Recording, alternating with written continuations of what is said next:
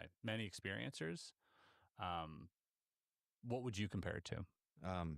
I would compare him to most recently the sphere. There's a sphere that was I believe in Mexico, The Boogosphere? the Bogosphere. Some of the symbology was very, very similar to what I was seeing on the underneath side of this. Mm-hmm. So, but at that time, that didn't exist. So Yeah. I just did the best I could to represent the symbol. So Yeah. I just did the best I could to represent the symbol. So I just did the best I could to represent the symbol.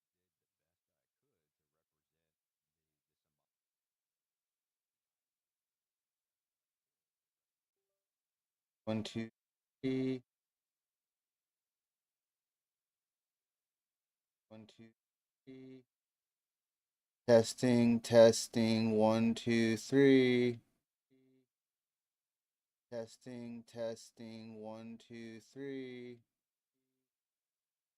Testing, testing. One, two, three. Testing, testing. One, two, three. 4, 5, 6, 7, 8, 9. Testing, testing. 1, 2, 3. 4, 5, 6, 7, 8, 9. Testing, testing. 1, 2, 3. Mythology that I had seen, and to me, I pictured it as only lasting, a few minutes of this of viewing this. Yeah. Um, and so for me, I was just trying to identify it. I did everything I could to try to identify it, Yeah. and with to no avail. This is nothing that we have. This is nothing that exists. What color was the light that was being It was emitted? it was a bright white. I mean, I couldn't. Bright white. It had literally no color to it whatsoever. Mm-hmm. Blinding bright white. Just as white can get. Okay, so this is overhead. You're seeing these anomalous symbols. You're seeing this weird skin on the craft be, dynamic and roiling, and plus, the car's messing up. You got kids in the back. Right. What's your general gestalt here? What's your general vibe of the situation? Are you scared? Are you curious? Are you like, what's going on? I'm not scared. Are you scared? Are you curious? Are you like, what's going on? I'm not scared. Are you scared? Are you curious? Are you like, what's going on? I'm not scared.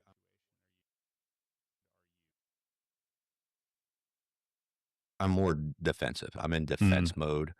Um, because as it was coming down, I thought it was going to collide with the road or collide with us or make an emergency landing, and I didn't want to be in its path and so I was in defense mode. And I generally stayed in defense mode during the entire encounter because I couldn't recognize it. If you can't recognize something, you don't know what something's capable of, Yeah. and so I just immediately stayed in defense mode. And so I was also observing as much So as I'm trying humanly to get possible a that I could view idea from it. on So I'm like the leaning forward audio into overlay I'm leaning forward on and looking like up what it sounds through my like windshield. when I I have had my something window down. I'm trying playing. to listen So for we're gonna sound. figure that right now. I was my Something window down. I'm playing. trying to listen So for we're gonna sound. figure that right now. I was Something playing. So we're gonna figure that right now. was listening, and all I heard was a humming, and I can't describe the humming. It was just a mild humming. It was like a pulsating that I think you described. It's Yeah. a pulsating humming, Pulsating and so humming, it had huh? some rhythm to it. The So there was pulsating some humming, sort huh? of Pulsating humming, huh? mechanics or engineering Engine. Yeah. involved in it, but what type of engineering? Nothing I can identify um, with anything that we have, other than some sort of maybe something electrical. Sound like a generator or something. Some type of large. No, No. it didn't have. Lower hum. It was like a humming, like appliance.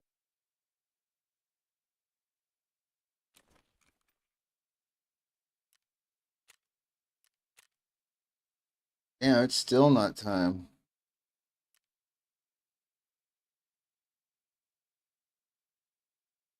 applying power to, capacitor or whatnot. Mm. It's something that produces just a low humming sound.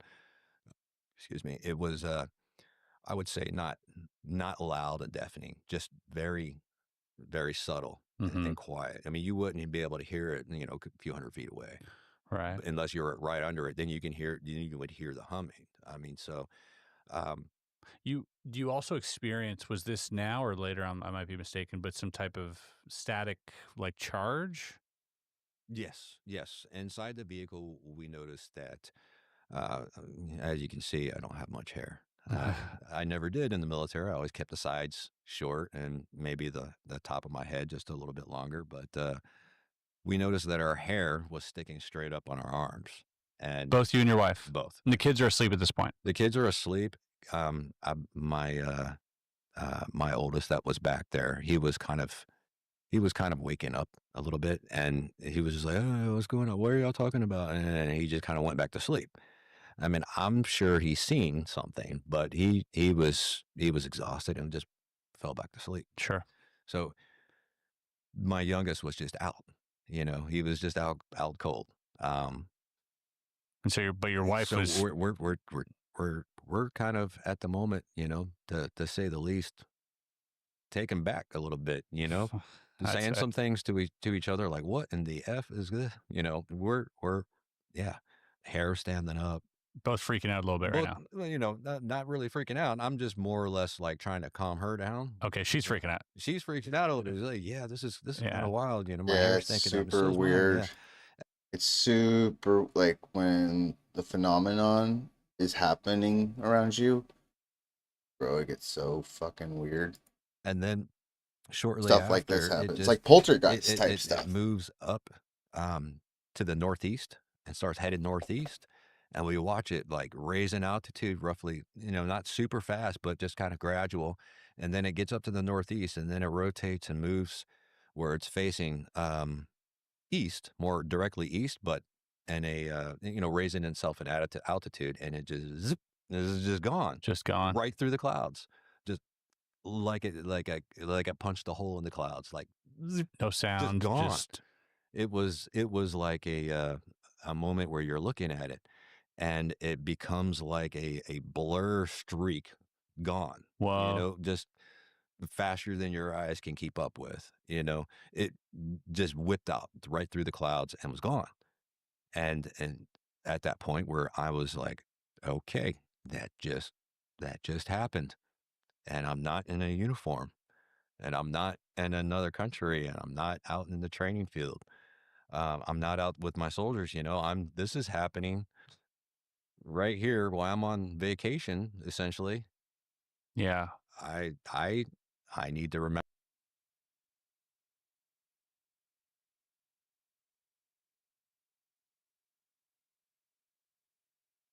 So dumb.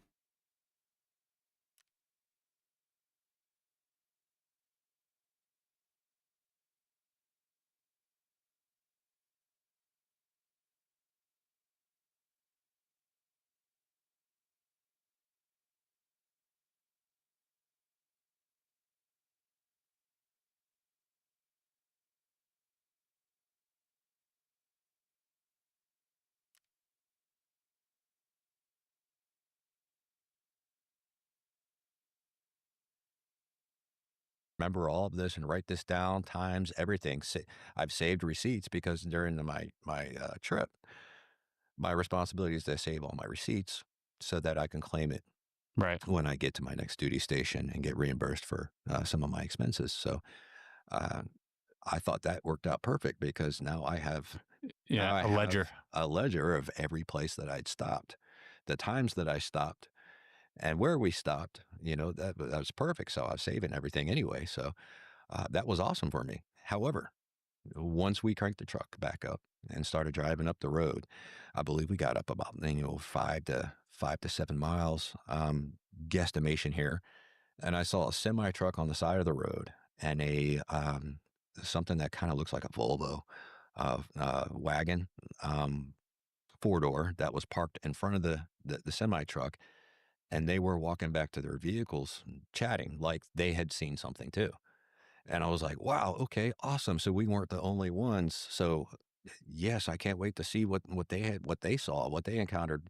I mean, this was directly over our truck. So we're not crazy. They saw something too. And so that just kind of helped us Confirm. comprehend things a Yeah. little bit better, that we're not crazy, uh, which I knew we weren't crazy because we were both talking to each other about it. So we get a little further up the road and we stopped at a gas station. And I immediately, when I got out of the truck, I felt like I had been in the truck for days and not moving. You know what I mean? Like legs cramped up. It was weird. It was like I was maybe floating underwater or in a submersible of zero gravity. And now that I'm getting out of the truck, it's like gravity hit me again. Like sea legs almost. Like, oh my, yeah, like, oh my word, like, why am I feeling so Just weak. weak? Yeah, like totally worn out, weak, exhausted, and we had just started our trip. There's no way that my body couldn't handle that. You know what I mean? That was we should have only been in like an hour or so. But, it's what it felt like anyway for me, driving. So that's not normal for me. I'm always moving. I mean, anyone who's ever been in the U.S. Army or military, you move around quite a bit, most of the Yeah. time. Especially, when you get up and you're senior non-commissioned officer or senior officer, Right. you move to different duty stations, you do different assignments. It's part of the what we do. So this was odd for me that I felt so lethargic getting out of the vehicle and feeling like my legs were struggling to support my weight, kind of thing. Because I'm not a heavy dude. I'm pretty slim. I'm pretty fit. Um, I'm old, but it is what it is. Getting out of the vehicle and not feeling that, and feeling that was odd. And she mentioned the same thing. She felt like she'd been in the truck forever, and we had just started. So it was an odd feeling, but we kind of brushed it off and continued in and grabbed something to drink. And So she had felt this way too. Like, right. at what point did you notice that? Was it like you came out of the car and right away you're like, what's going on? Did she also feel that and you guys kind of like agreed on that? What was that like? No, I was feeling it and just kind of like trying to figure it out. Kind of walk it And off she type had deal? walked around to the front of the vehicle and she's like, she was the first to make the comment as I was thinking about it. I was about to say it, and she's like, I feel like I feel like we've been in the truck for hours. My legs are weird or shaky. I need to get something to eat." And I was like, "I know, I'm feeling the same thing. That's what I'm trying to figure out right now." I was like, "We've been in the truck for several hours or something, and I'm just cramped up or something. I don't know." We both. She Yeah. mentioned it first, and then I was already Feeling it. feeling it and about to say something, and she did. And you'd mentioned also, I think that Stop, there Dick. was like this static charge that you still felt. Is that The correct? static Stop. charge started to go away. It started to go away, but it was still Yes, it was coming still down. yeah, it was coming back to me in small amounts Yeah. where I got further away from the truck, it kind of went away. Okay. But Wow, really? when I'm in the truck, it would come back at Whoa. different, and it wouldn't stay. It would go and come back, go and come back. It was kind of reverberating Erratic when and I'm with the truck. When I moved away from the truck and we had gone in to use the restroom, grab something to drink, it was gone. When I would come back to the truck, it was coming back. And so it was happening when we came back to the truck. Now, once Dick, we knock bought it our off, drinks and dude. stuff, Why is it taking so long?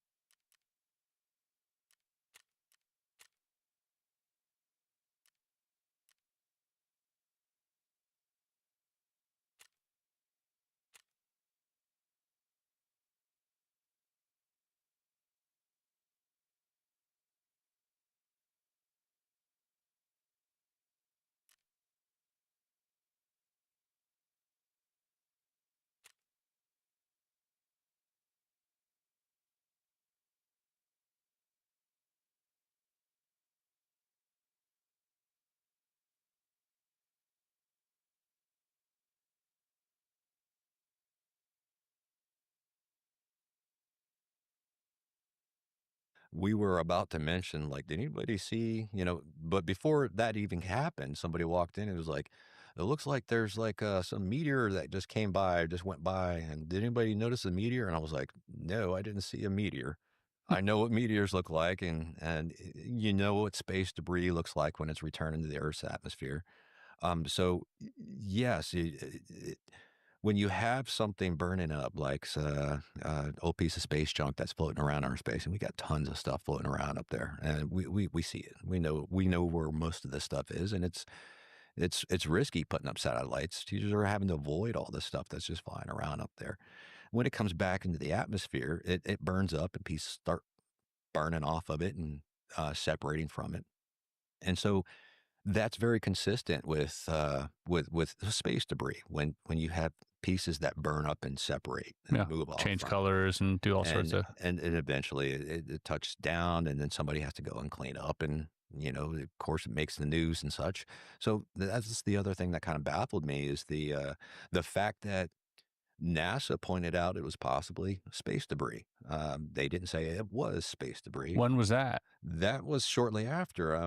I think we arrived in Colorado, and I was just looking stuff up, Sure, to see if trying to anything figure was. out. But there were several hundred eyewitnesses. Um, I didn't do it right away. Later on, I just kind of read through hundreds and hundreds of Comments witnesses. and yeah. Some of them really lined up well with what we witnessed. And Up. I realized that Stop. they weren't very far away from where we were. And so it was odd that they had very similar descriptions in some of those witness reports that I had read. But yeah, the odd thing is that this space debris should have landed somewhere up in North Carolina, northern North Carolina or Virginia area, Right. Yeah. where it should have come down. And you'd think that there would be, some um, news reports of some space debris that was found and that Yeah. reflected it up. Anything. Nothing Nothing. was found.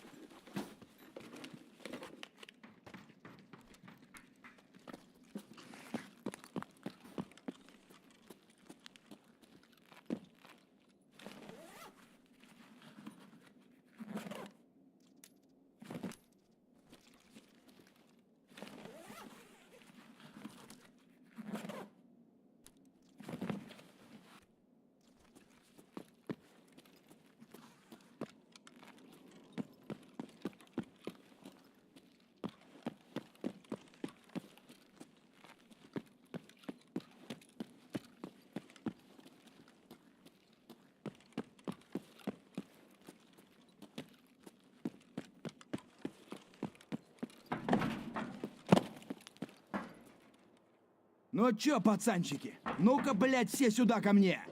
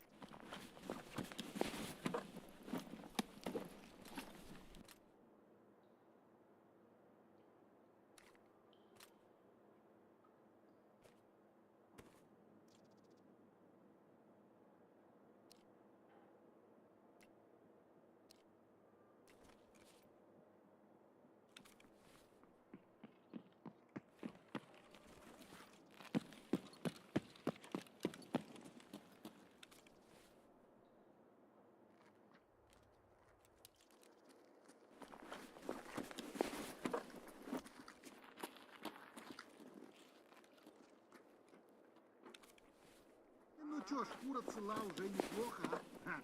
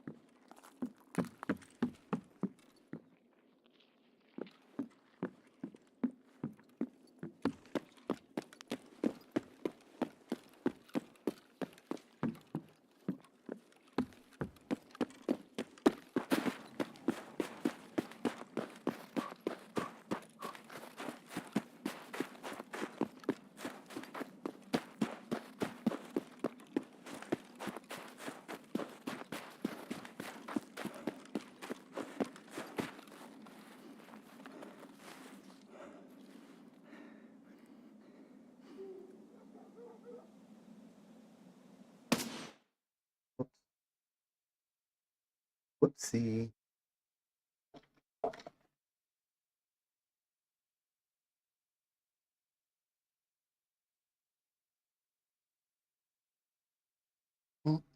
Wasn't a decent scab. I made it out. I didn't get killed by a fucking raider PMC, so that was cool.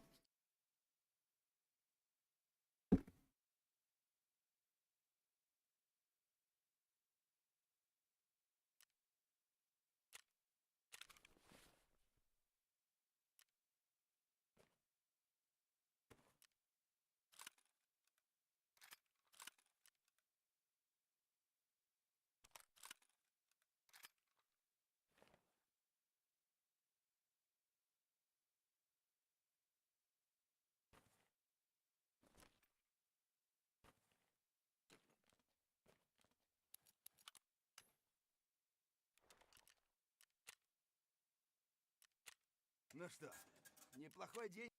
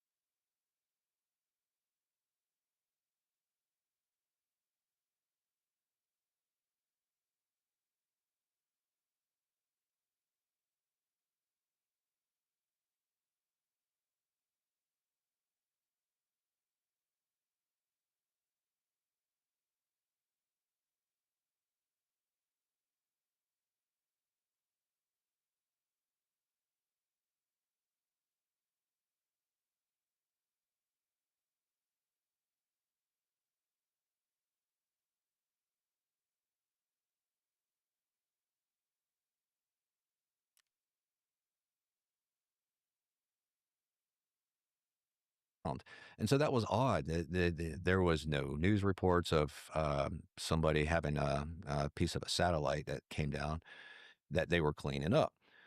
Now, I'm not taking away the fact that that was, Russian space. They believed it was probably a Russian satellite. They had come down, which I'm not taking away from. That could have very well Also happened. Right. But, it's odd that we witnessed this around the exact same time, which lead me to believe that maybe it was using, everybody's focused attention is on this space Yeah. debris so that this other thing can move around and do what it wants to do. They needed an explanation. Right. So like maybe this UAP perhaps had a mission and took the opportunity why attention was focused elsewhere to do what I it see. wants to do without, Yeah, getting spotted. being spotted. And okay, we'll get into what it wanted to do in a second because Right. it gets It gets pretty wild. really wild. As you can tell, I've got like a pile of printed notes here from Dr. Horace Drew, Right. who's done a lot of study on this, and so is Linda Moulton Howe as well, and kind of picking up where they left off here. But before I get to that, I want to go back to the symbols just real quick. Absolutely. And one other thing, there was also these seemingly what look like portholes that were around the craft that you described, like these squarish windows Right. that were rounded, that you said kind of like that illuminated, Right. and you weren't sure if they were windows or if they were just lights. Did those show up? They kind of just showed up, or were they always there on the craft? They were there the entire Yeah. time. The image that you're looking at, the middle one, Yep. was my wife's interpretation of what she had witnessed, and see. she's not an artist. I drew That's pretty good. what she wanted me to draw, the way she wanted it. I She see. wanted it, and she was standing right over me, helping me. She identified those lights around it as being round and circular. I identified in mine upper image because I was a little bit distracted trying to get these done quick, and they're crappy. I don't like them at all. I wish I spent like a few days on each one. You're a but tough critic.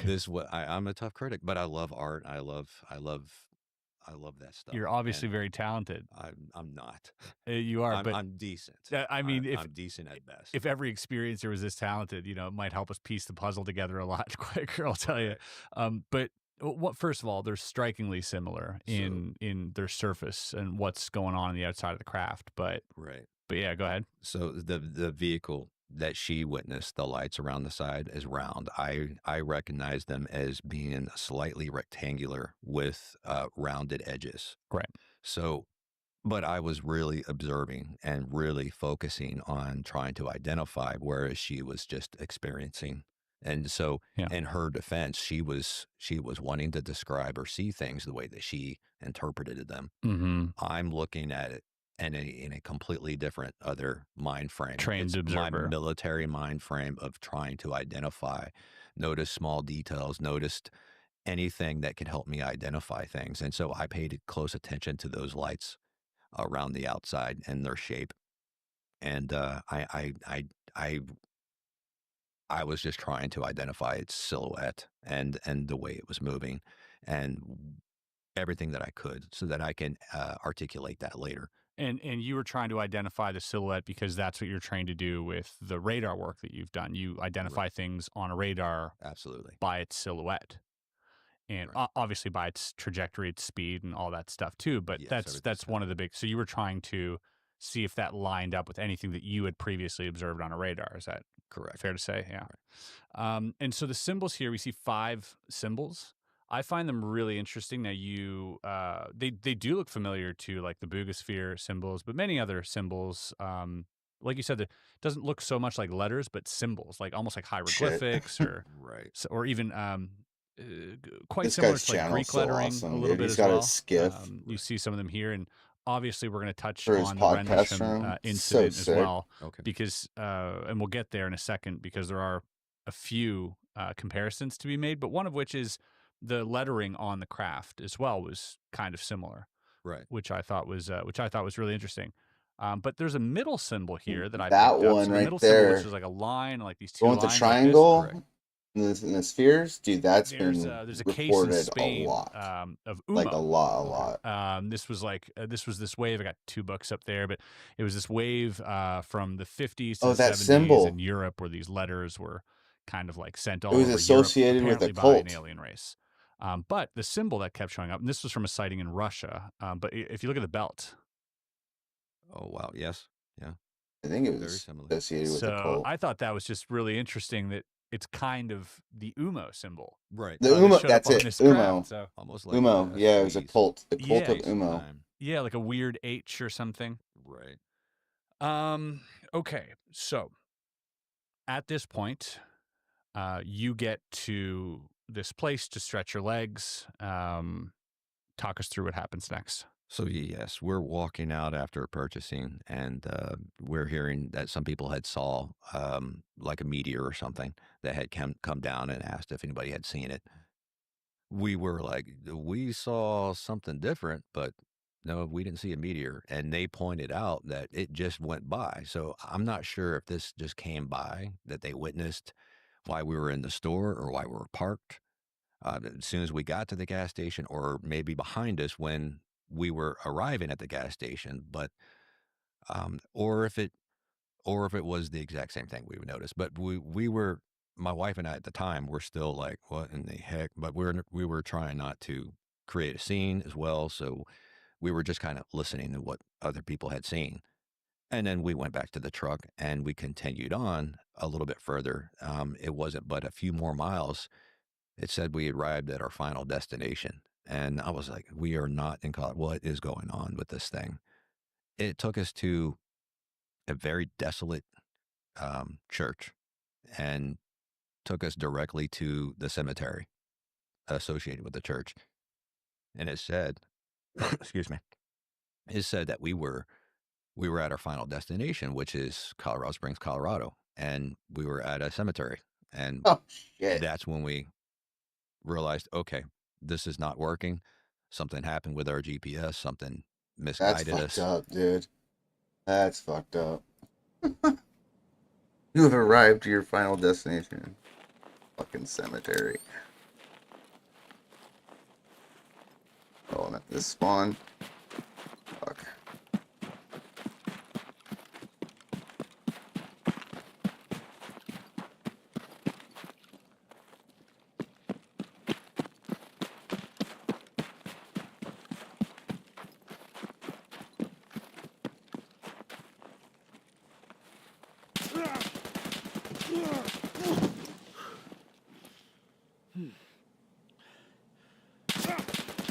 Fuck.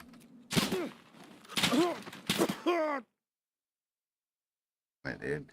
I fucking hate that spawn, dude.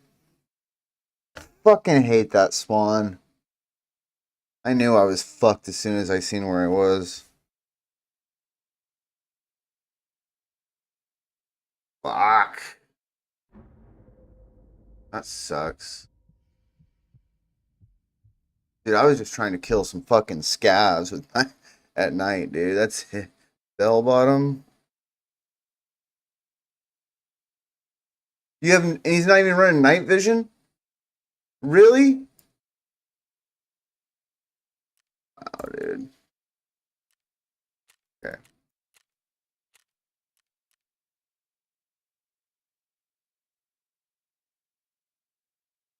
Ah. Bro, I just want to kill. I just want to get a task done. That's it. Just let me get a task done. One. So fucking tired of sitting at level 23, dude. I haven't leveled. I was been at level 22 for like a week. Straight up, dude. I just hit 23, and it's like this is fucking retarded.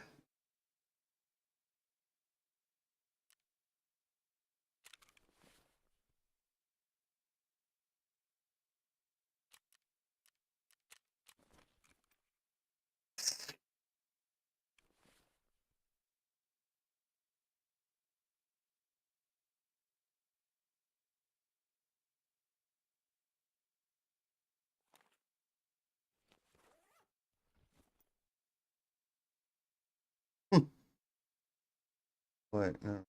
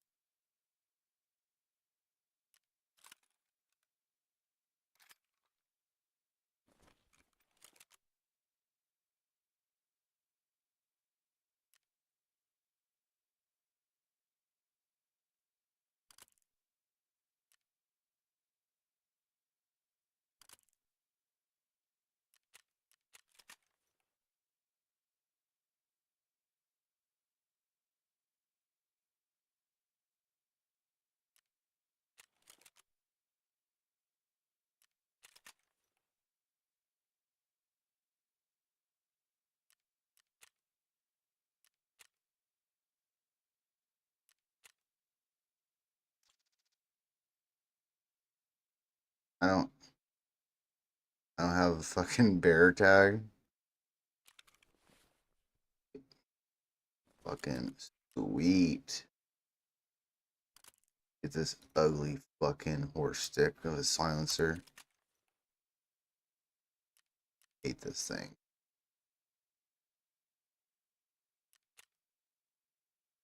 I can't buy it.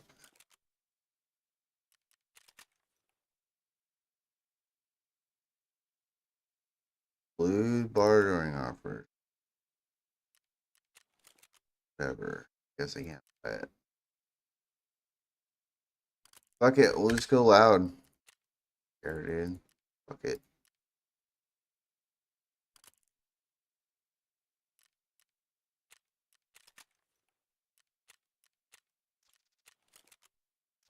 Just blowing through that USD. There ain't no tomorrow.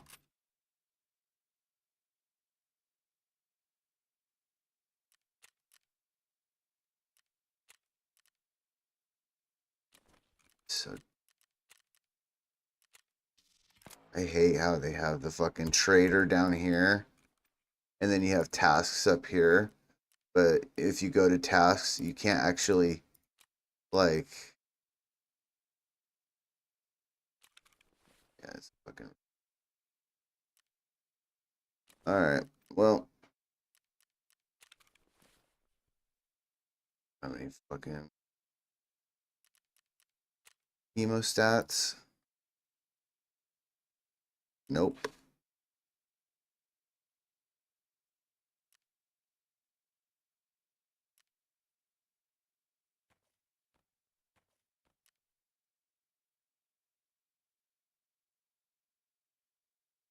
Fuck it, dude.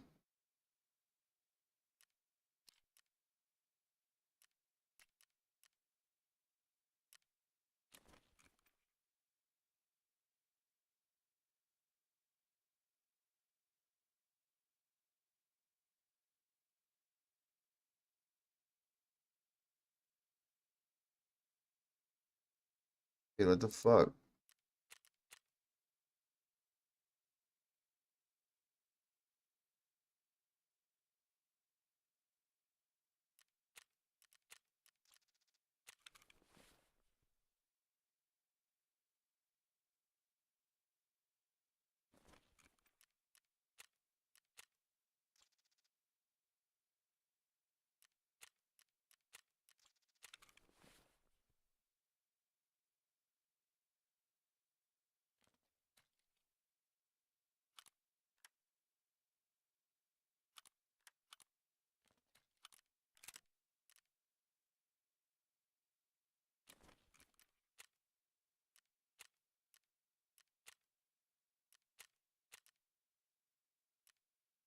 Fuck the inch. Wait, no.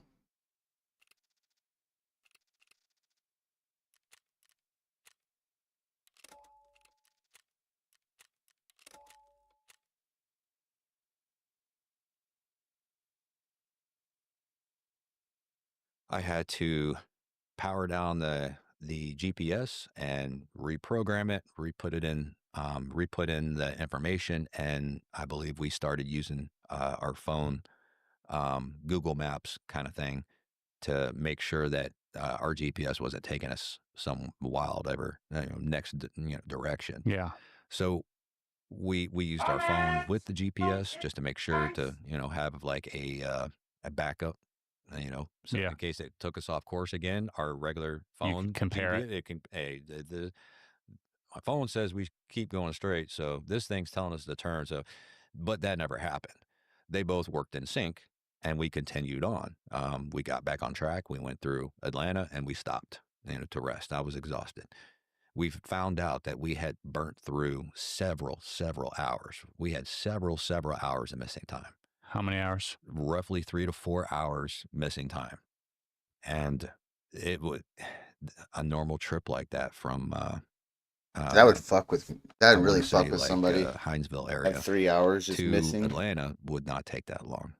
I mean, that's an hour and a half, maybe a I've hour, never had 45 any minutes. missing time But myself, we had but we had killed 6 hours, I only 7 hours imagine. of time, and not realizing where that time had gone. There was no way that we could have burned through that much time. And so that's what was throwing us off. And as soon as we got to Atlanta, the sun was up, and I was burnt out. She was burnt out. We stopped at a hotel right after we got through Atlanta. Um, I believe it was like Magnuson something hotel, and we tried to sleep. I couldn't sleep very well. She couldn't sleep very well either. Did But you feel ill at all?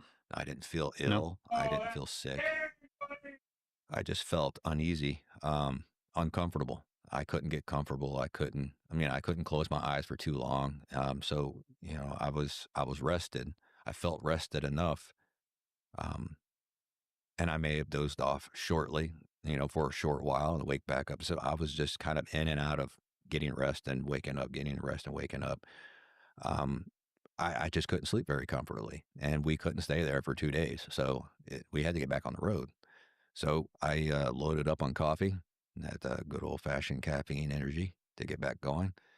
And I made sure I was good to go and got the kids loaded up.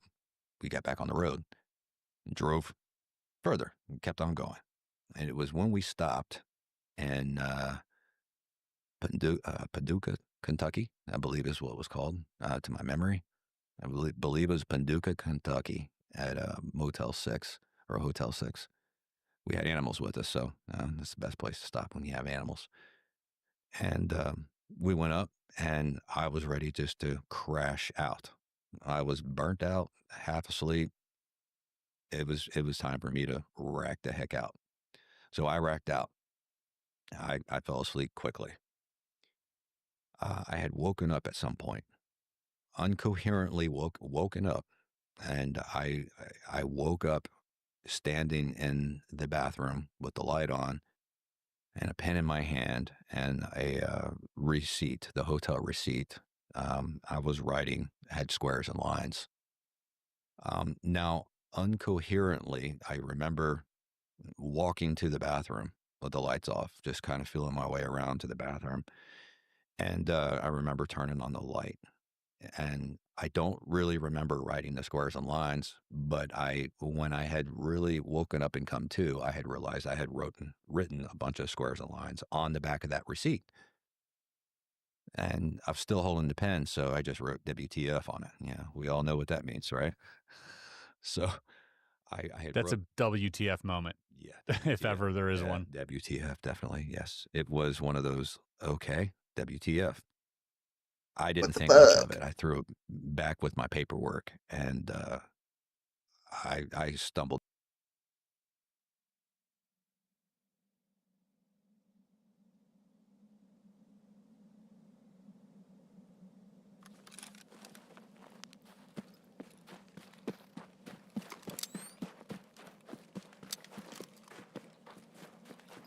Boy, you don't even need night vision almost.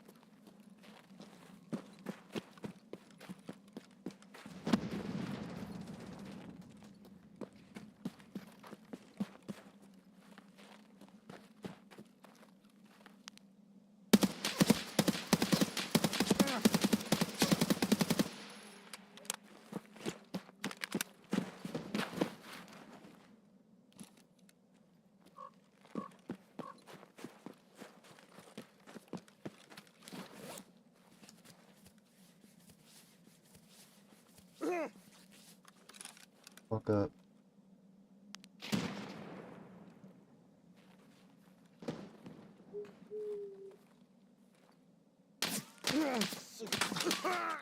lost him. Know where it was. Oh well. I don't know why he wasn't dead. I fucking shot him right in the fucking head. I was using BP.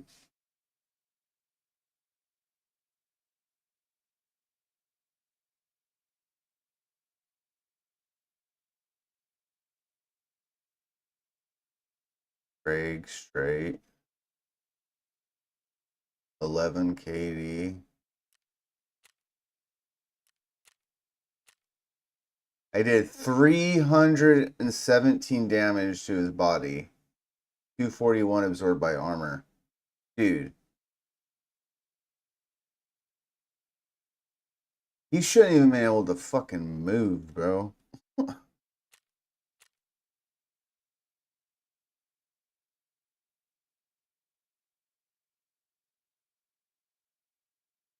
think I'm so done, like, getting work, letting this game work me up. Just like, just go a little crazy, you know, just go a little loopy. It's just Tarkov.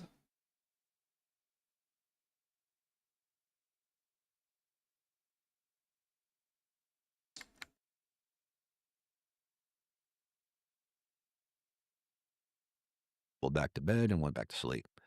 I don't know why I got up. I didn't need to use the restroom or anything. I just gotten up and was in there doing it. I went back to sleep. I remember having some sort of dream that night, but I don't recall exactly what transpired in that dream at that time. But I remember we all woke up, we got ready, we got back on the road.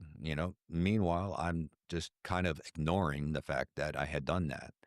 And I remember while we were on the road, I said, I was in the bathroom writing something down. And I don't remember why or what caused me to do that. I mentioned it to her. She's like, well, you're weird, so I don't know. I'm military, so I have a lot of weird analogies about things. And Sure. she just thinks I'm goofy. But we get back on the road. We don't think much of it. We continue on. The rest of the trip just seemed fairly normal to the most part. Besides occasional accident or whatnot, I'm just trying to drive safely and get us to where we're going. And it's when we arrive in Colorado, we stayed with a friend, and I wanted to get this put out as quickly as possible. You mean the report? I wanted to report this as quickly as possible, because when you spent so much time in the military and you have people come by and have you sign non-disclosure statements where you don't discuss it, I wanted to report this as quickly as possible before somebody would have stopped me. Before somebody told you can't talk about this? Before someone told me. Because that's happened before? Yes. Many times? Many times. Okay. So I wanted to get it out before somebody told me not to talk about it. So I reported as quickly as possible.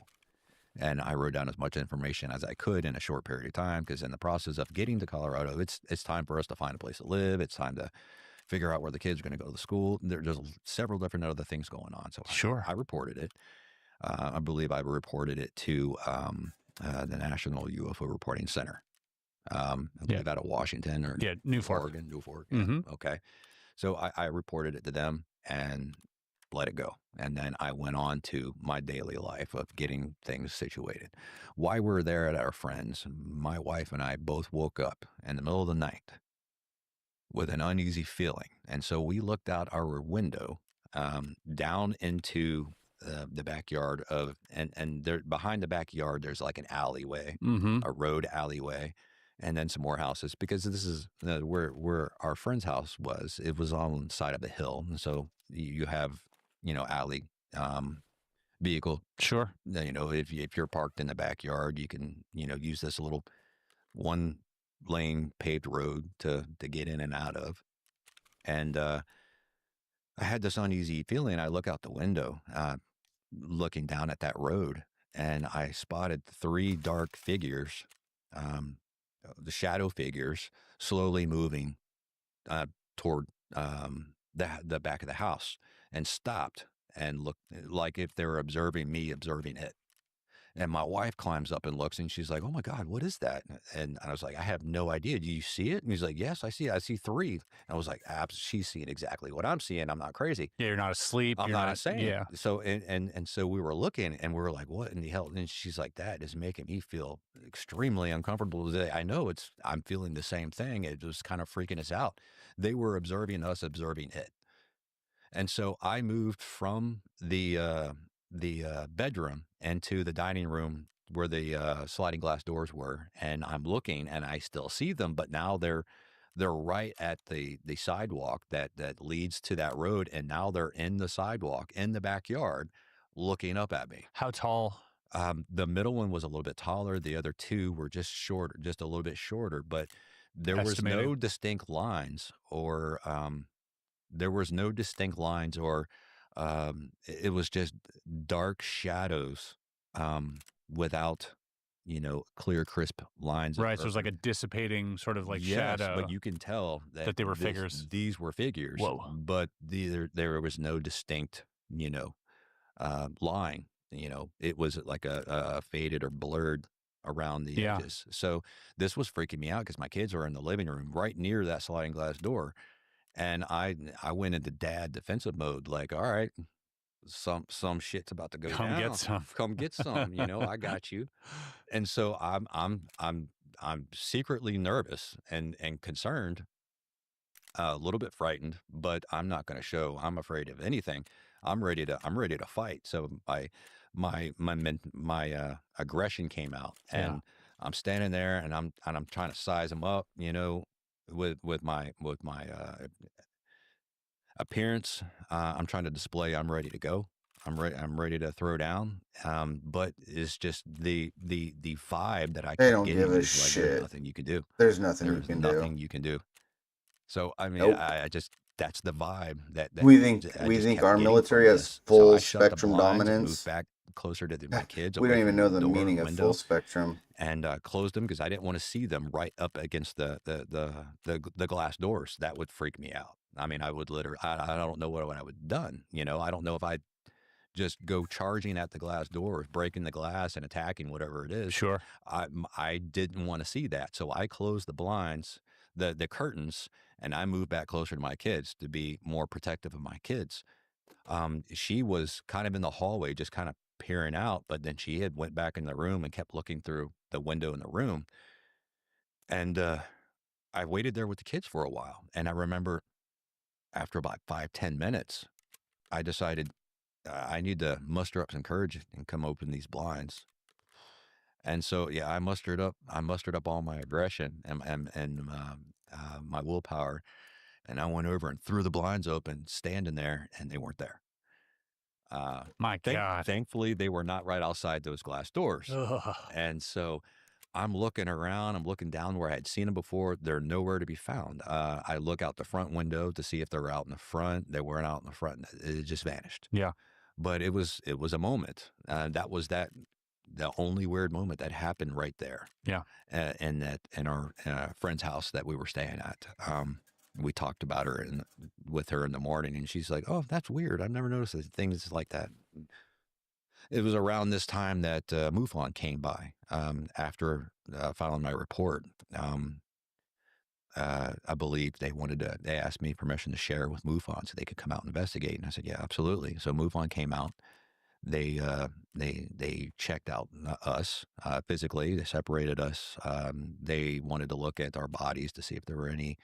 I had some strange markings on I thought with injuries on my back. On your back. They did Back in your neck. my neck and my back Yep. area, Mhm. and they didn't seem. You mean Like- puncture wounds? I felt like there was puncture wounds, Yeah. or some sort of. There was red spots and puncture wounds that I felt. It felt like to me on my back, and my wife said they looked like little needle holes or something. When they came out and investigated, they didn't find any. They looked at them, but they didn't seem too interested, and that or it wasn't a pattern or anything consistent. So they just took pictures and moved on to other things, Fine. and they asked us what transpired separately. So we both described what transpired separately. Now keep in mind, my wife and I, we think completely different, Sure. which is fine. Yeah. You know, we're all human beings. I think there are enough similarities between the stories to because Right. something that is said often about so let's say the case in Rua, Zimbabwe with the children at Ariel school, they Right. all drew different things. But Exactly. if they all drew the same thing, that's where you start getting suspicious. Because now you're following a narrative, you're following some type of storyline, whereas Right. interpretation happens differently. Our experiences are unique and they're not exactly the same. And that's often what we see with genuine encounters. Absolutely. It's what makes us individuals. That's right. Right. So they interviewed us separately. They checked her out, physically and emotionally. They spoke about it. They had her speak about what had happened, what transpired, and they talked to me. And they brought us back together. They wanted to check out the truck. They were out there. I believe there was a doctor talking with me about some of the marks on me, and he was just saying, "Oh, this is pretty normal," blah blah blah, and why they were out there. I kept hearing noises from them, and so I said, "Hold on a minute," and I walked out, and they were like, "Oh," and then they were just like freaking out. "Oh my God, you see, this is going wild," and it was um, it was picking up radiation from the truck Wow. and magnetism from the truck, and they seemed kind of excited about it. So I was like, okay, okay, okay.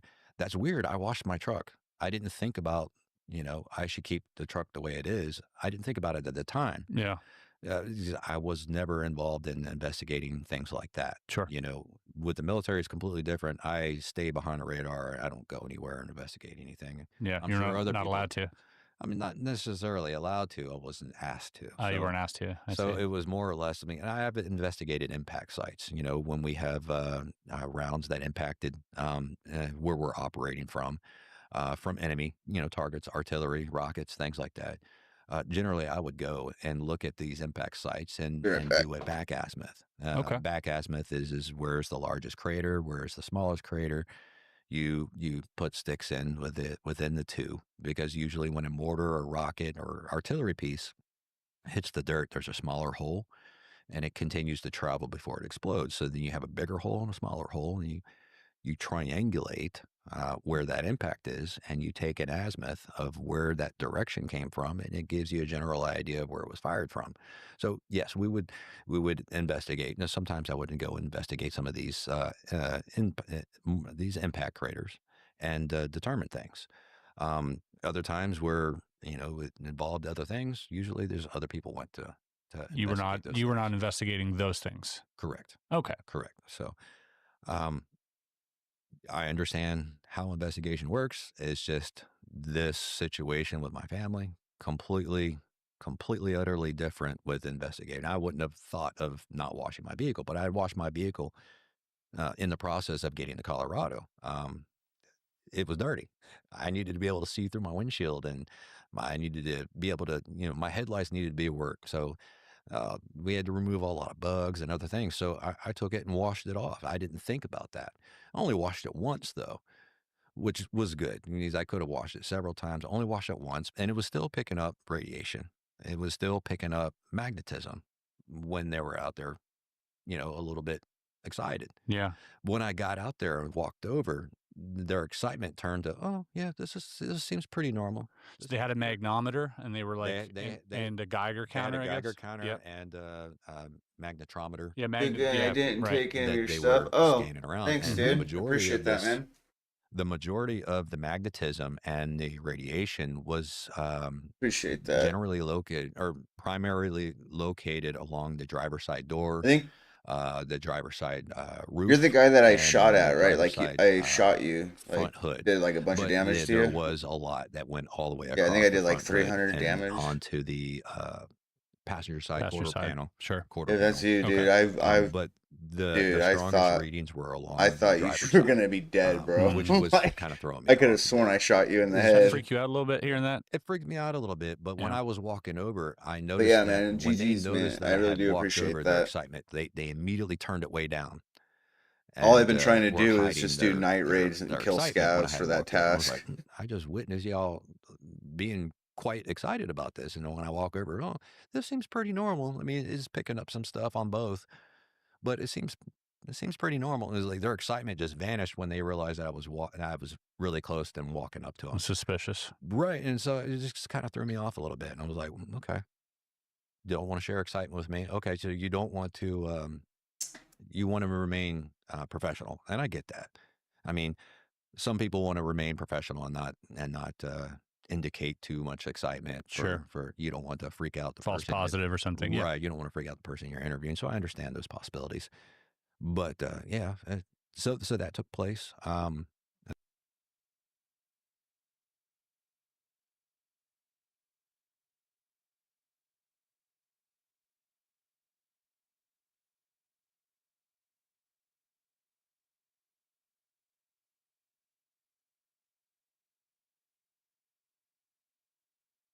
Yeah, we were just hanging out watching the Area 52 podcast.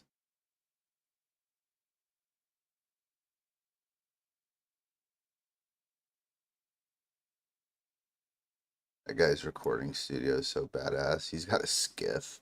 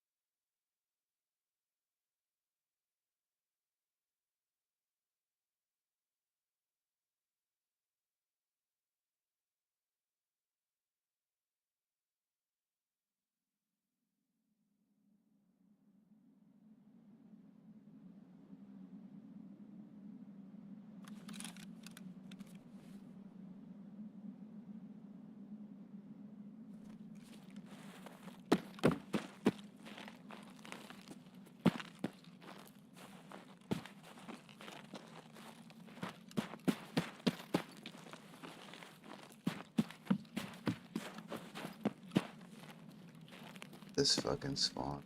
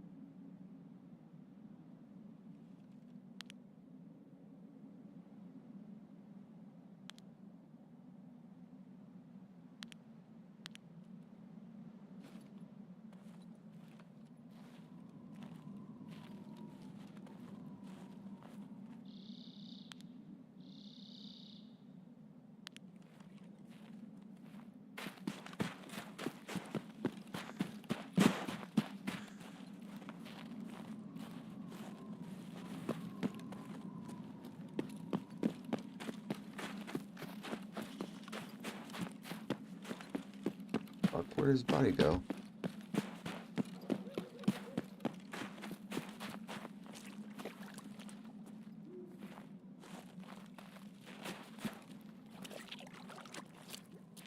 Fuck.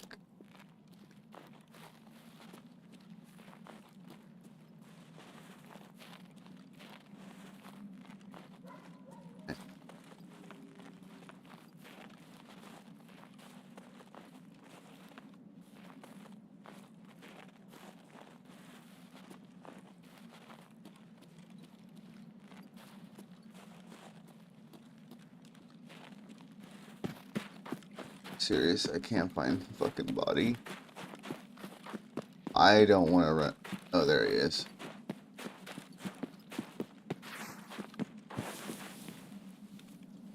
Oh, poor guy. I'm not taking any of your stuff. Gotta kill scavs with a shotgun.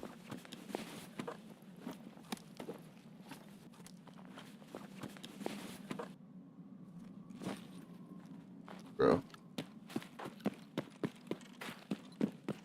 We'll pay it forward.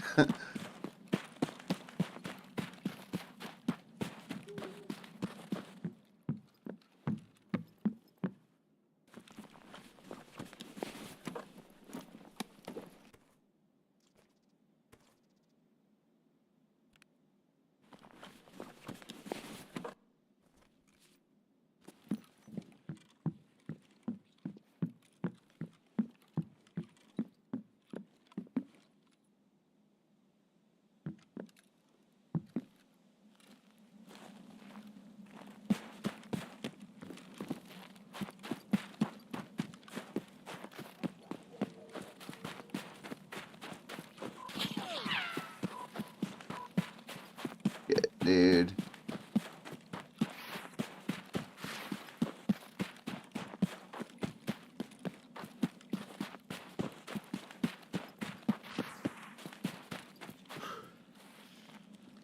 Fuck, I didn't mean to run this way. I did not mean to run this way. But fuck it.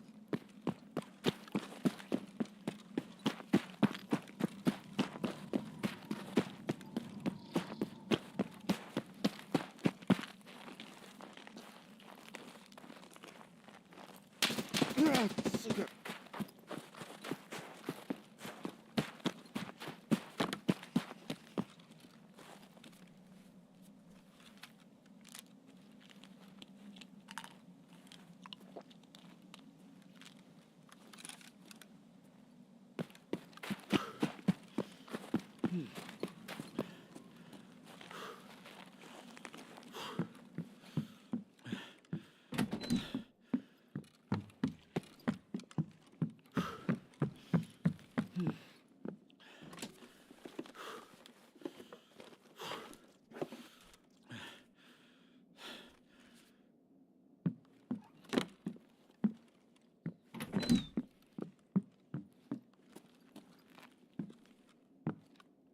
You'd be looking out those windows looking for him.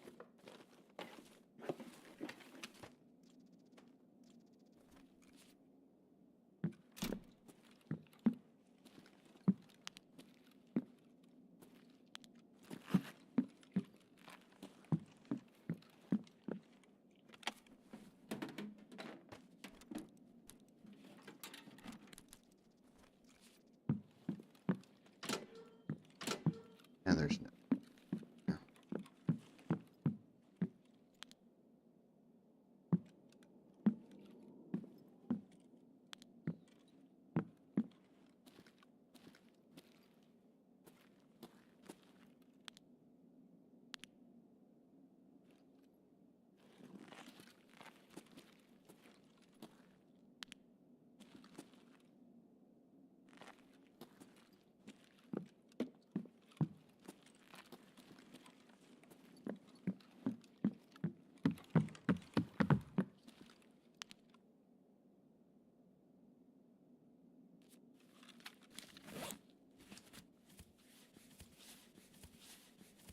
They're probably just waiting for me to leave the fucking thing.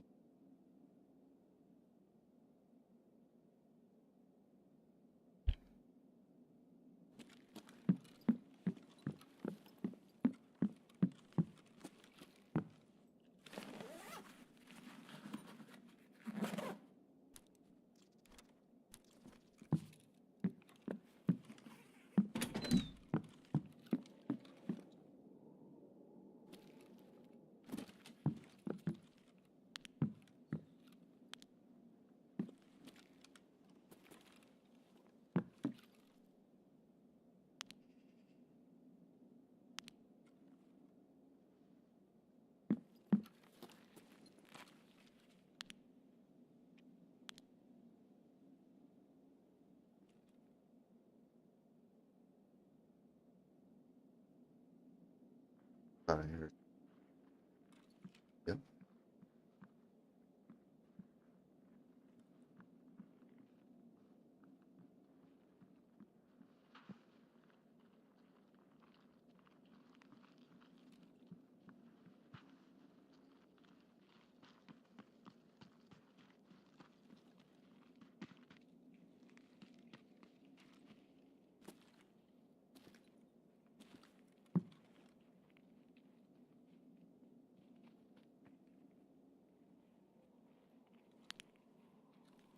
Dude.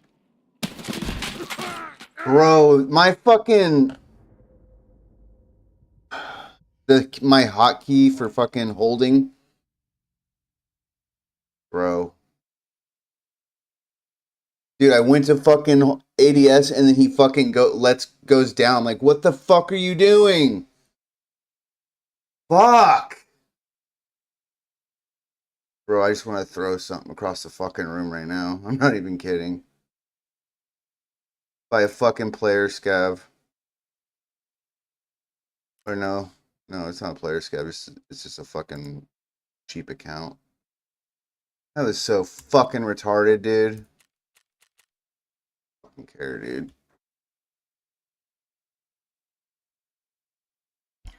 Yeah, I have it so when I hold shift and right click, he holds. Instead of holding left alt. I don't like left alt. That shit's retarded.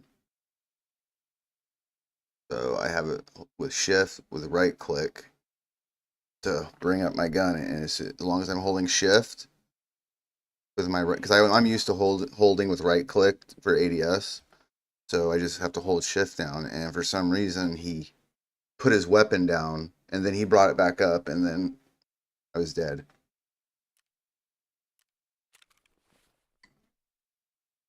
I don't know if it's the game or my keyboard or what, but that shit's fucking retarded as fuck.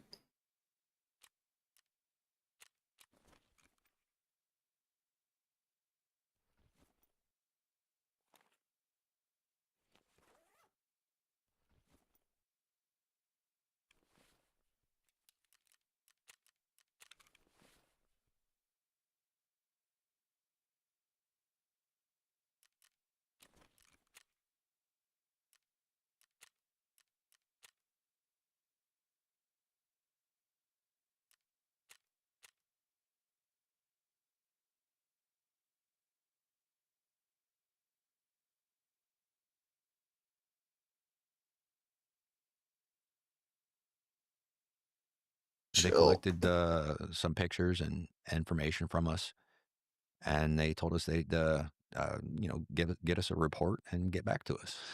At this point, you had your receipt from the hotel still. Right. You'd only written on it once.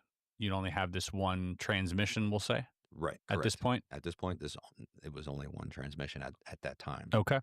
It was a little while later, right before we left our friend's house, that I believe I had another one. And middle of the night again? Right. Middle of the night, just waking up and doing that. Do you remember this one? Is there one of them that you remembered early on, or did you always sort of wake up just writing? No, before we even made this trip, and I'm glad I had a conversation with my wife before this interview, because she reminded me before we left and we were still in Georgia and I was still working in Georgia. She remembered a time where I had gotten up and I was completely out of it on the bathroom floor and just yelling out or speaking out zeros and ones. I just kept them 00011 1100001, and a fast pace. And she was like, "What in the hell are you?" And she was trying to wake me up. She thought I was going to die. She said I was trying to scratch them. When she covered my mouth, I tried to write them onto the door with my fingernail. She said it freaked her out, and she went and got a receipt and was trying to write down the zeros and ones, but I was saying them so fast that she couldn't keep up. Eventually, she got me alert, and I realized I was on the floor, and I just got up, immediately went back to bed, laid down, went to sleep like nothing happened. And she said that really freaked her out. That was That before was anything. before we even went on our trip. So Whoa. I'm glad she reminded me that.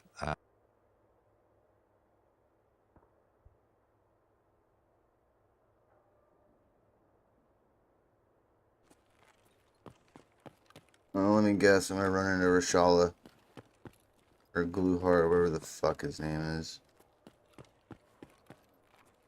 Yesterday or 2 days ago, I spawned same area. I think a little far, like down that way, and literally I had the boss like 5 feet in front.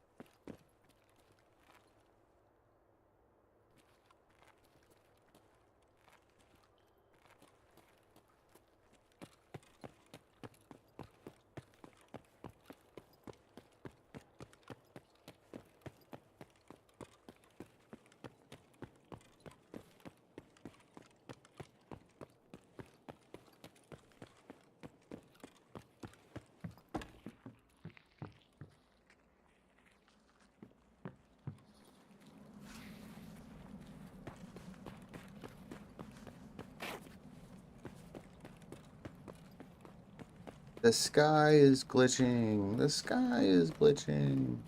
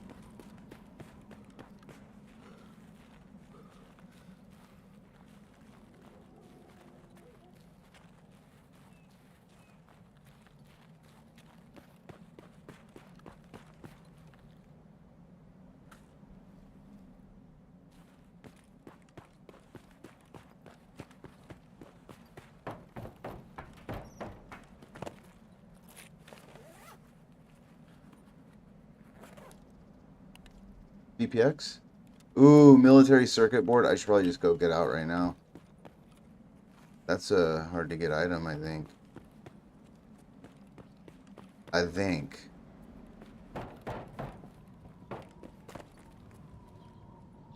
Eagle Ink?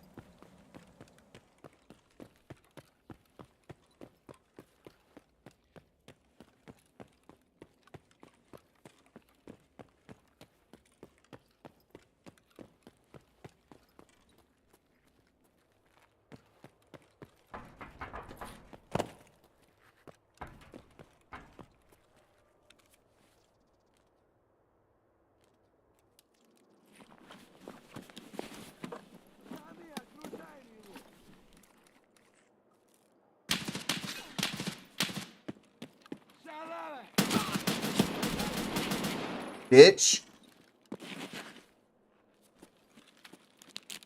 Fucking shoot me, you motherfucker. Give me that M4. Get rid of that piece of shit. Give me that. That. Give me that. That. Give me this backpack.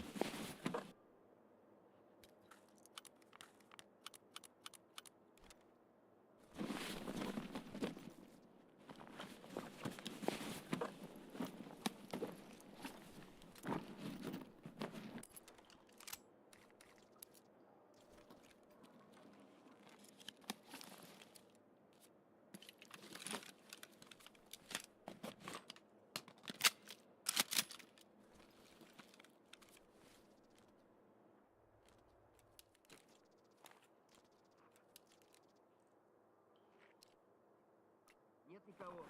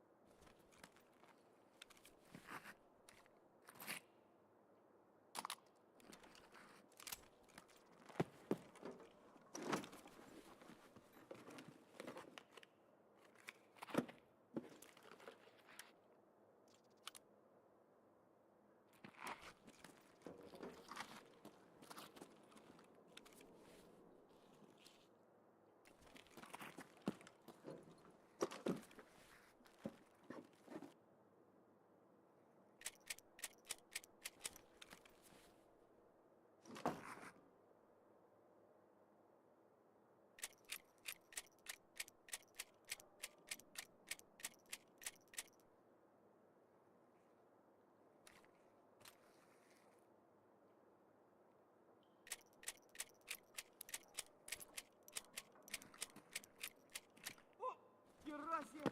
Пацан готов!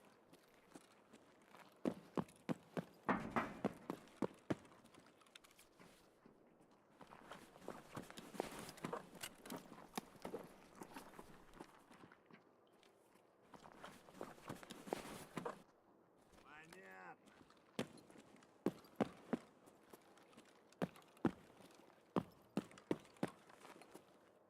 Служивые!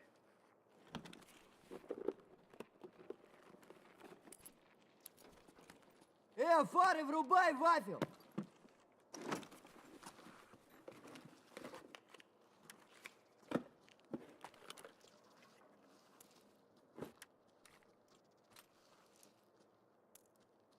Oh shit.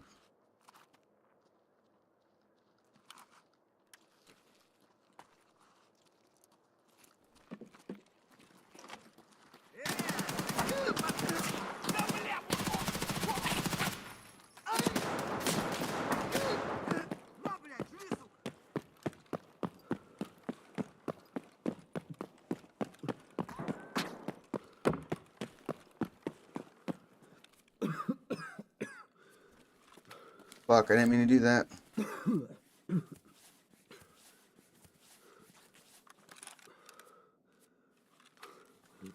I'm fucked up.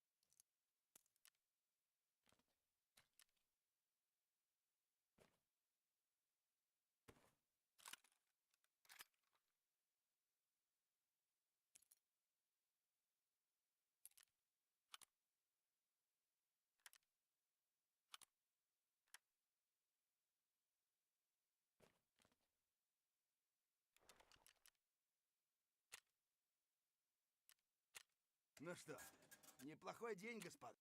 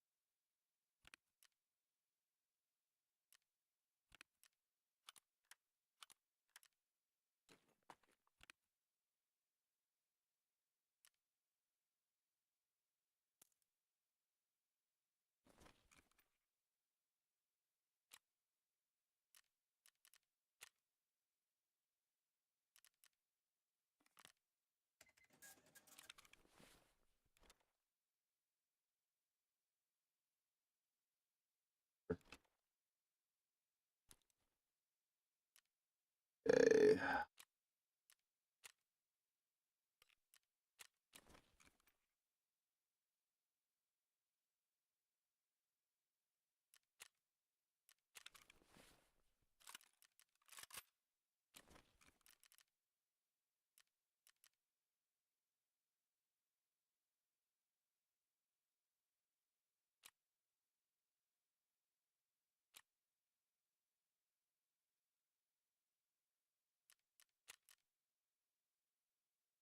That's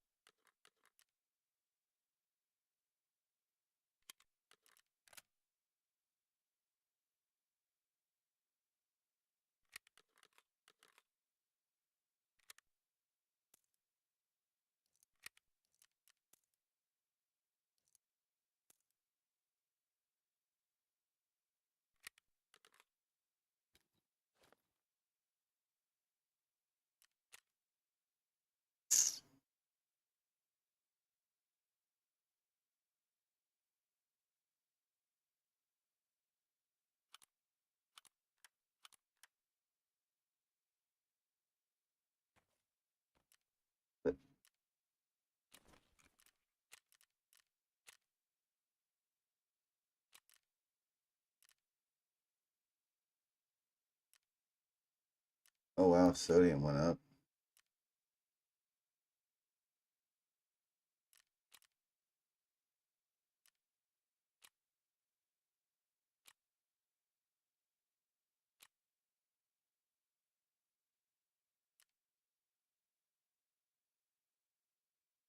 Yep.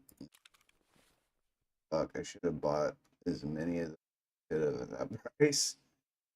Whoops. Guess I'm going with. Oh wait, no, I did. I got them right there. Boom.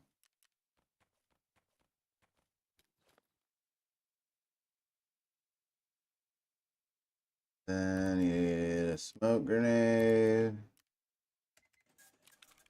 How you save your raids. Silly, but fun.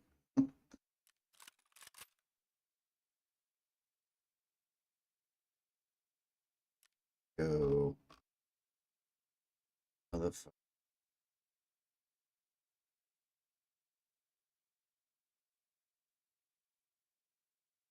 I don't even think I could buy. I think I bought them all. All of the ones I bought, I died with already.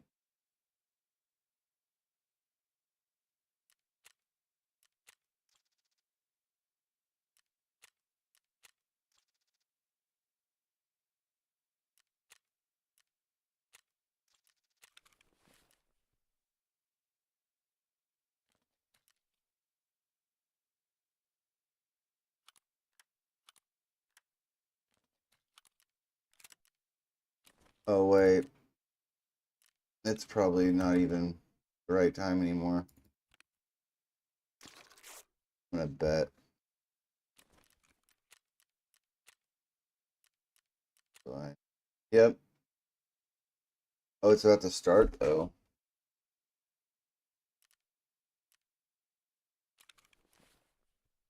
Yeah, I can't do this after 6 minutes. So I guess we'll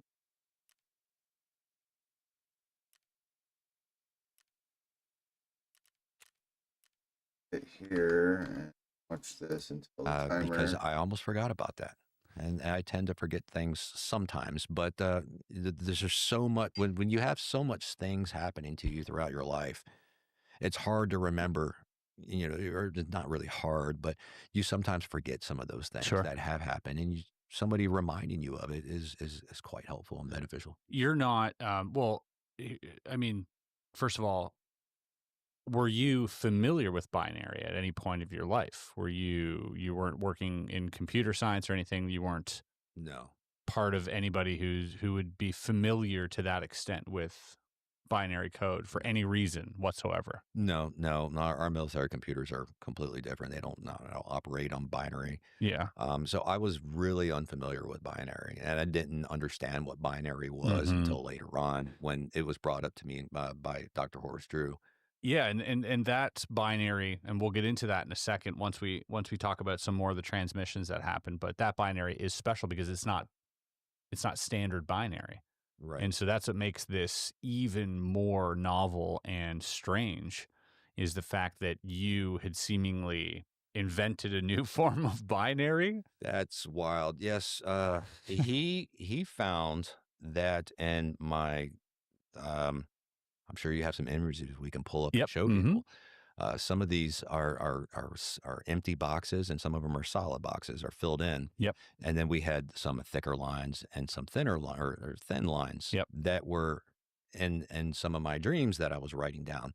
And I also realized that when I was having these, they began to evolve over Mhm. time. So the first time that I was in that hotel on our way to Colorado Springs, they were moving fast. So in order for me to keep up, I was just doing the boxes and lines as quickly as possible as I was seeing them. And in my mind's eye, things were a little bit darker all around, but they were appearing as like this blue color. So you remember this Scroll- happening. You remember seeing this I remember seeing it later on. later on. And so it took a few days for me to have a dream or some more sleep time where I'm remembering, and then the next day I'm waking up and say, okay, I remember seeing some blue boxes and lines coming across my face. Like this, You know, just kind of like reading. like everything's just not black, but everything's darker around me where I could still see that I'm in a room and objects in that room, they're just darker. And these blue boxes and lines are coming by my face. So the first time they happened, they were coming fast. It was difficult for me to keep up. I couldn't shade them all in or make them thicker. It was just get the boxes and lines down. And so that's what I did the first time. Yeah. The ones after had slowed down enough where I could fill in the dark boxes and leave the light Take your time. boxes, and I had more time to actually put them down. It was simple. I could look anywhere. I didn't have to look in front of me or anything. I could look directly at the paper, and they're happening right in my peripherals from right to left, just moving slow. And so I'm able to do the boxes and lines nice and simple, easier that way. Now, over time, they began to morph into lowercase letters and capital letters, and then eventually into more or less like just verbal messages, in my head. Before we get to the verbal messages, Right. Let's take this one step at a time, because this is Absolutely. there is a lot of information here. So first off, the subsequent messages after the first one, how far apart were those? I see here we have October, we've got November again, November, then December. So this is happening really frequently at this point. Absolutely. How frequent after that late June encounter up until November? How many transmissions do you estimate you've had? A couple per month? I would say maybe 3 or 4 in a month at times. Other times, maybe just 1 a month or none. Yeah. And then the following month, 2 or 3, there was no pattern. Okay. And that's one thing I was trying to notice is there a pattern? There was Yeah. never. Is it something I really a ate? pattern. Is it, yeah. And I'm not taking credit for this at all, because she's beautiful. She's amazing. Linda Moulton Howe, I had spoken with, shortly after MUFON. And she indicated that this is important, because I told her I had some messages that I hadn't been writing down. She indicated that it's probably very important, and I need to have a journal next to me so that I'm able to write these things down. And so she's the one that she's the brilliant mind behind, I need to write these things down when they happen, date them, and keep a record. Good for And her. so it's great on her. Yeah. I mean, that she helped me with that. And she deserves all the credit for that, because that was an amazing idea. I would have never thought of that. And so that's what I started to do. I started writing these things down when they happened. And to also, to Linda's credit, she was the one who discovered Jim Peniston's binary code. The Rendlesham Forest incident in England, 1980, where U.S. Air Force officer Jim Peniston said he walked up to a landed craft covered in strange symbols and then lost time. Years later, it was Linda Moulton Howe who took a closer look at the notes Peniston had been carrying around in his old notebook and realized that what looked like nonsense was actually 16 pages of structured binary that could be decoded into English. Now, both of these read cold and technical, like instructions instead of sort of conversational English, and they had very similar wording, including the words humanity, continuous, protection and protect, advance and advancement, coordinates, monitor, monitoring, warning, warn, beware. Also the words origin, transmission, message, planetary, survival. All of these words overlap within these two cases. And in both cases, the crafts were described as featuring sharp geometric symbols. And some of these symbols, as you can see here, are almost identical. So, Right. for those who are not familiar with the Rendlesham Forest case, but in 1980, Jim Peniston was, encountered this black triangular craft, had etchings on it, much like the ones that were observed by you and your wife upon touching the craft, was then shot with some type of download, if you want to call it, or whatnot, and had subsequently written down 16 pages of ones and zeros. And had not talked about it, had not mentioned it. And it wasn't until I think Linda and him were doing an interview and he had his notepad with him that she kind of shoulder surfed and was like, "Hey, Jim, what's that?" And he went, oh, this, I don't know. I just wrote a bunch of incoherent ones and zeros down like after it happened. And then come to find that there's this incredible message attached to, that binary sequence. And we have it here just for the audience. And this is yours. There's another, or is it here? Well, I'll pull it up on the screen here so we can. Right. Like you said, you have got a lot of information here. Yeah. But essentially, exploration of humanity. There was like this date. There were these coordinates. The coordinates led to all sorts of significant geographical sites around the globe. Eyes of our eyes, 8100, which is, I guess, a year or something. And for the continuous, what is it? Is it the continuous of humanity? The verbiage was very similar to what was eventually found in yours, which I found very interesting. But so we have this binary code that Jim Penniston has. We have Linda Moulton Howe now seeing that, something similar might be happening to you. You might be getting some type of transmission. Right. And so she tells you, hey, write this down. This is important. Now, after writing all of this down, what happens when you give it to Linda? She looks at it and she goes, This is the amazing part. So she's asking for some of this, and so I'm taking pictures, of my notebook, and I'm sending them over to her, and she's looking at it, and she knew she was going to have to reach out to some people and see if somebody can find a way to decipher this and decode it. And at some point, she reached out to Dr. Horace Drew. Did Linda at one point, did she not feel like this is incoherent? Like there's no, because she tried to decode it as standard binary and with like no avail. Correct. Yeah. Yeah. So after that, you might think to yourself, oh, this crap, I thought this might be binary. Right. And it isn't. Well, it's not standard binary. It's not standard binary. It's quite odd. Dr. Horace Drew, a geneticist whom you may remember from our interview with Peter Curry. He was a doctor that did the tests on Peter's hair samples. Dr. Drew took several weeks to decode these messages, and that's because they weren't simple binary. This was a form of layered binary known as multiplex, which allows multiple messages to be sent simultaneously. Let me explain.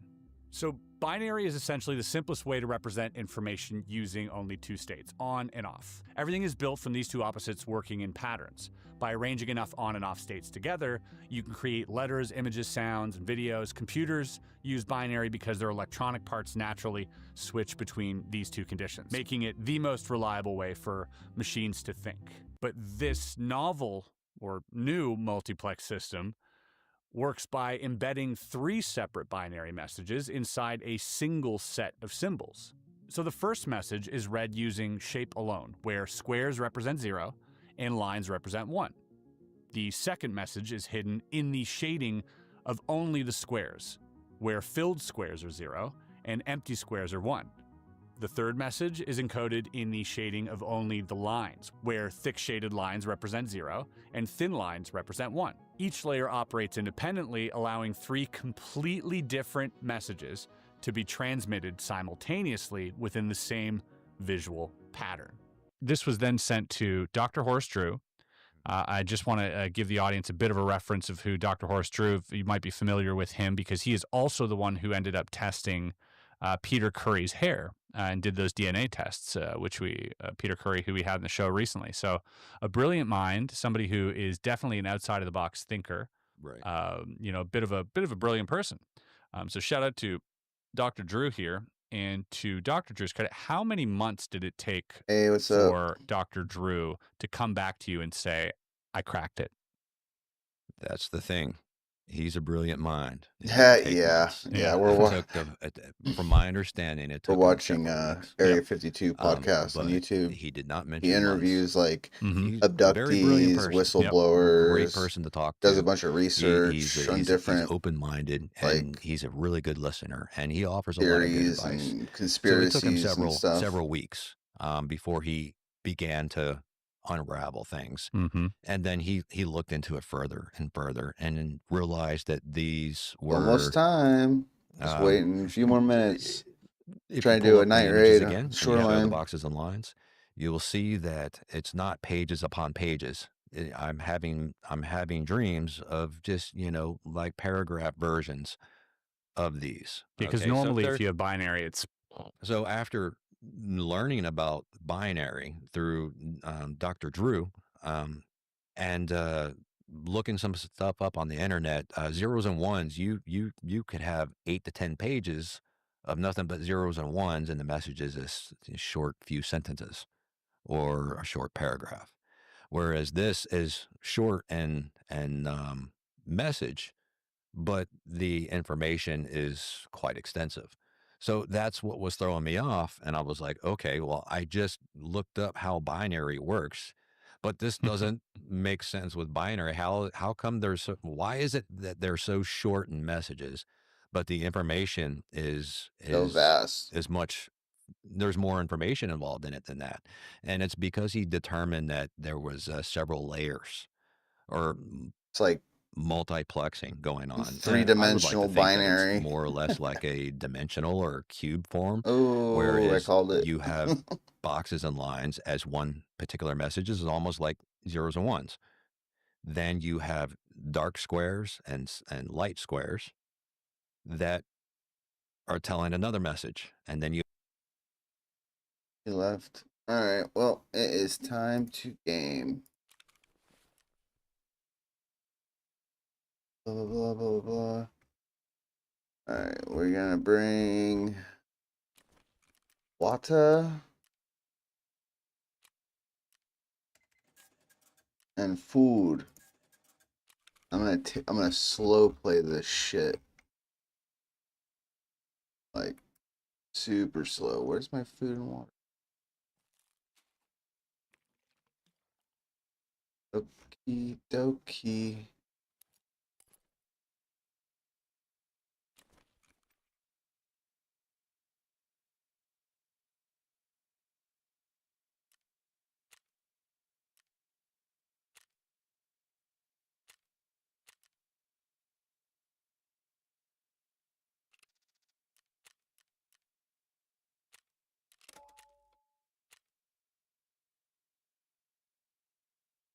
have dark lines and thin lines that are telling another message. And then there's, I believe he found some capitalization, which are providing other messages and message within a message within a message within a message. providing A a ton Russian more dolls information than the boxes and lines together.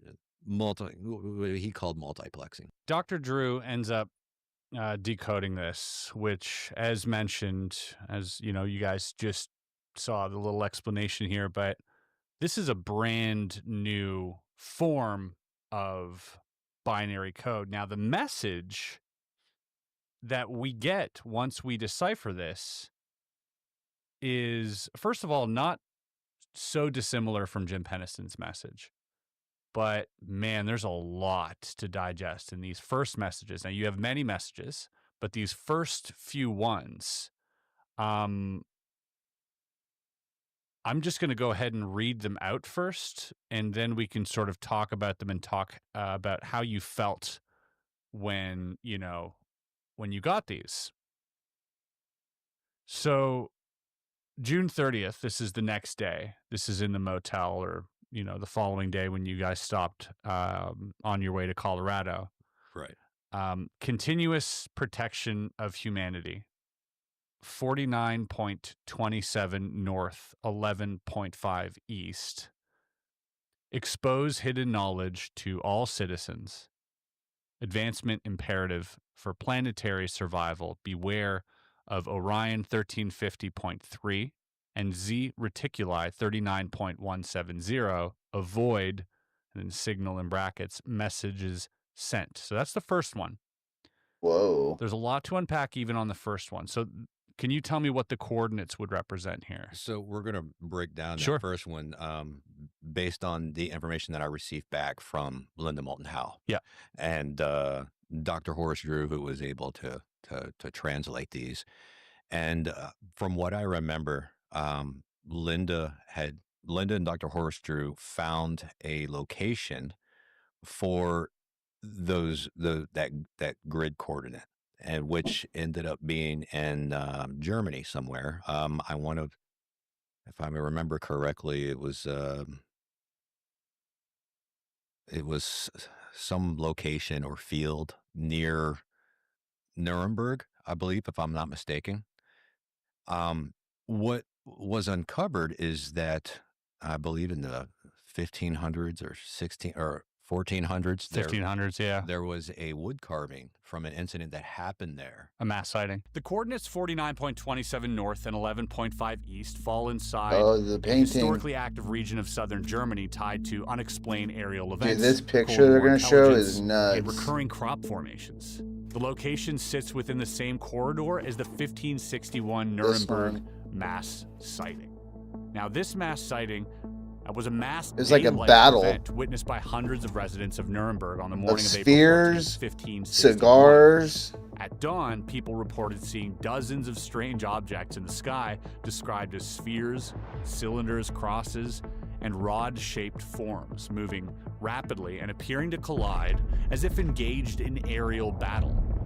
Some of the objects were said to fall toward the ground outside the city, after which a large black spear or arrow-shaped object reportedly appeared overhead. The event was recorded in a woodcut Dude, it's like a and pamphlet by destroyer Hans Glaser, from Star who Wars. framed it as a frightening sign from the heavens. A mass Or whatever it sighting is, the from, a Imperial lot of different individuals, where there was some sort of big ass arrow ships. aerial combat that was taking place. Uh-oh. Here you go.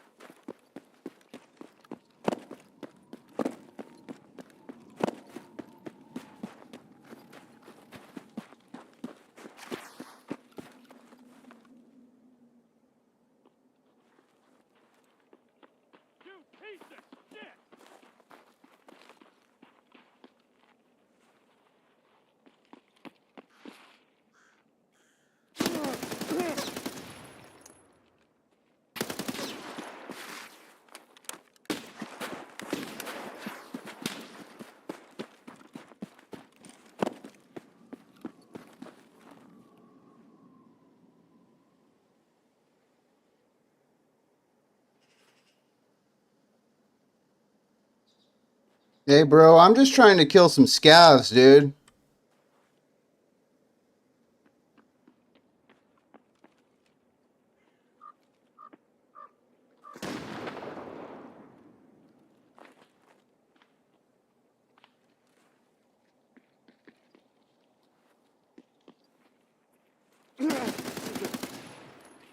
Bitch.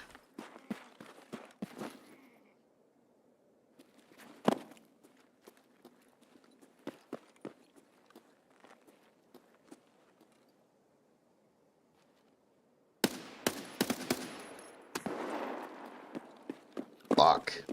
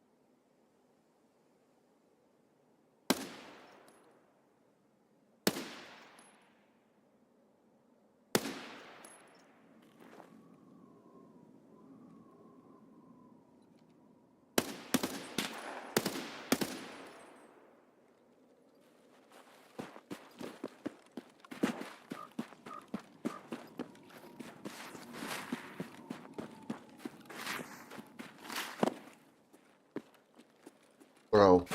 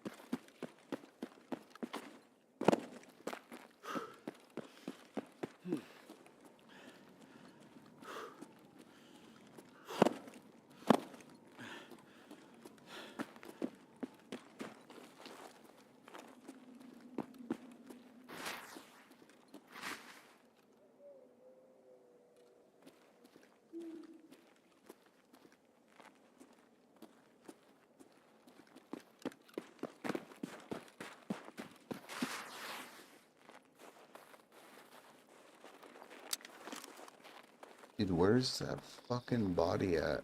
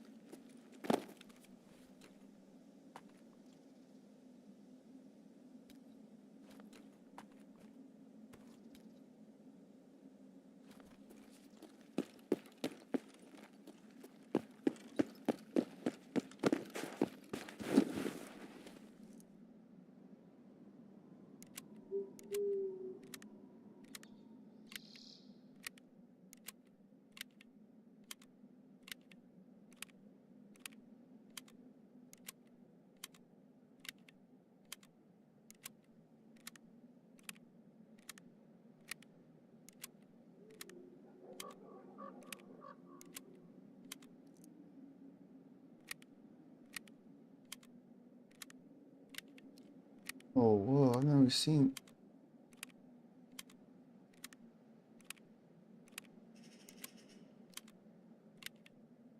Oh, I didn't know you could use those with.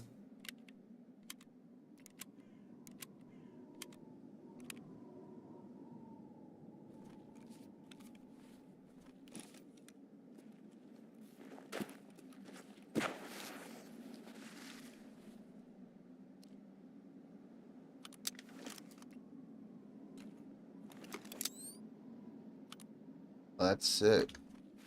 Those are. I like those. I am going to start using those.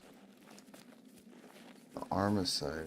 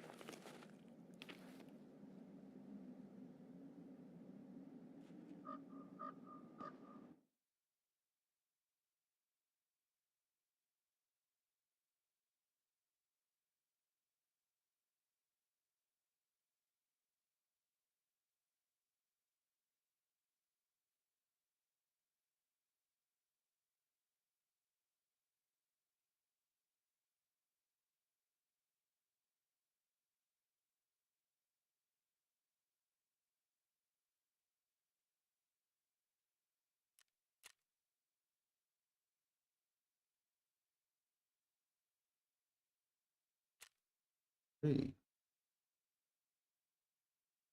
Yeah, that's what I was freaking out.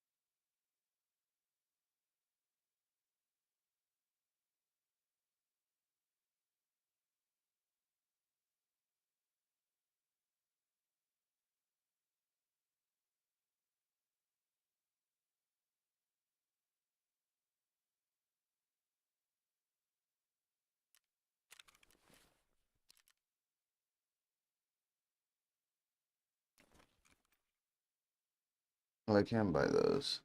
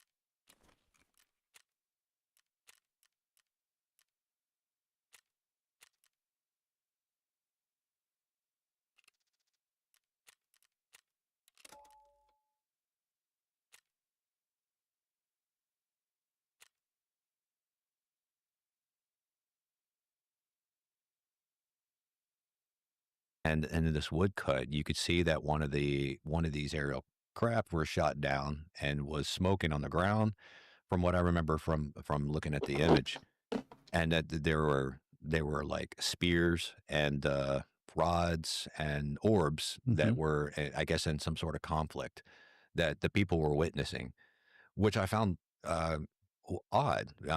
That was in a message that I had written down almost non-coherently in a hotel room bathroom, standing there almost in my birthday suit, Yeah. and this just came to me. And so you can imagine what that does to your mind, being told that you wrote something down and it has you don't know what these boxes and lines mean, but somebody's able to decode it, and it's a clear message, You and you you it's sent that out not knowing anything, like not knowing if it's no. binary, not knowing anything whatsoever. I gave that to her, saying, "Good luck with this. Yeah.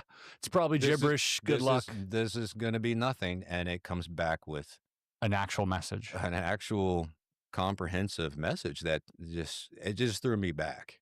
How does that did that terrify you? That would scare sorry, It pardon my French, it would scare the shit out of me. it kind of did, and if you reached out to Linda and you talk with her, and she would identify the conversations that we had over the phone. Yeah, it kind of freaked me out a little bit, and she will be honest to say that, yeah, it brought me to tears a few times. It shaken me into my core quite a bit. How did your wife handle that? I can't speak for Mhm. her. She was supportive, but at the same Did it time, freak her out as well? it it made her seriously think or rethink things in her head. It affected her as well. That what I wrote down in that hotel bathroom was, it's hard to comprehend, or it's difficult to digest the information that's being told to you. To understand that you had, um, the gibberish that you put down turned out to be something much more profound, and I think that that's what was hard for me to digest. But it just gets worse, or it gets better. Yeah. However you want to look at things, It everyone's different. it progresses. It progresses, definitely. So within this first message, we're also given coordinates or what seems like distances between Earth and Orion, and then Earth and Zeta Reticuli, because Zeta Reticuli happens to be 39 point some light years away from Right. Earth. Is that something you knew? No, Is I that- did not know. That's I not didn't know what that was when they were talking about the 39 point something. I was like, what is that, miles? Because that's not very far. And then they're saying, no, this is more than likely light years. And it was like, light years. How far is a light year? I mean, I don't know what Right. this is. I mean, I know there's speeds associated Mhm. with how fast light travels from point A to point B, in a Earth year. But I really didn't. And so were you ever like, because this is just so wild. Like to anyone out there listening, like you go from, you know, there's no two ways to interpret this information. No, there's not. It's either you choose to accept it or you choose to ignore it. But there's no fitting this into any type of model. Right. It doesn't fit anywhere. You're given clearly a message through some type of code, and that message turns out to be this seeming this warning Right. of beings or at least a star system of Orion and Zeta Reticuli, and then it tells you to avoid the messages sent, or maybe avoid sending messages, or Right. And then looking up the Nuremberg woodcut that's right. was also like, for me, it was like, that's part of the warning too, I suppose. I mean, but what's happening in this woodcut? What's going on? What's transpiring? Yeah, we can So almost assume, like, because you said there was like a recovery or something on that woodcut, right? There's like smoke plume and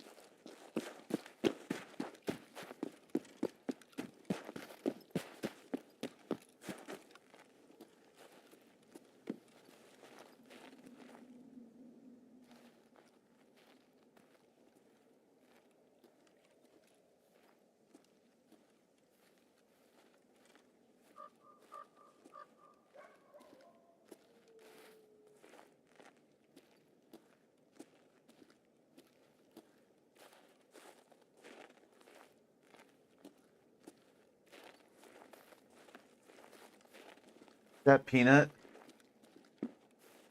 Oh. Oh.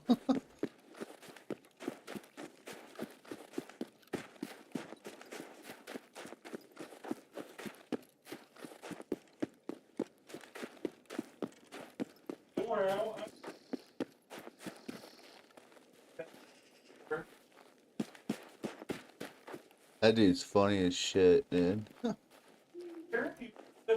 Uh-huh. Oh, I heard.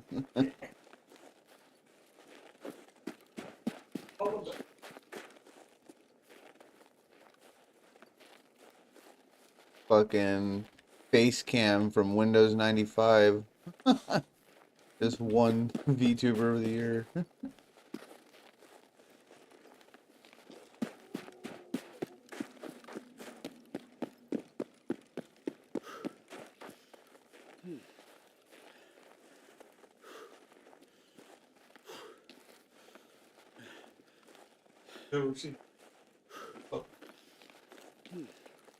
You better make peace with your God.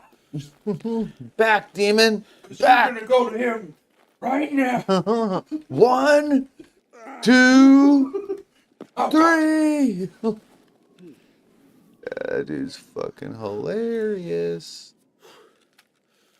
You too, man.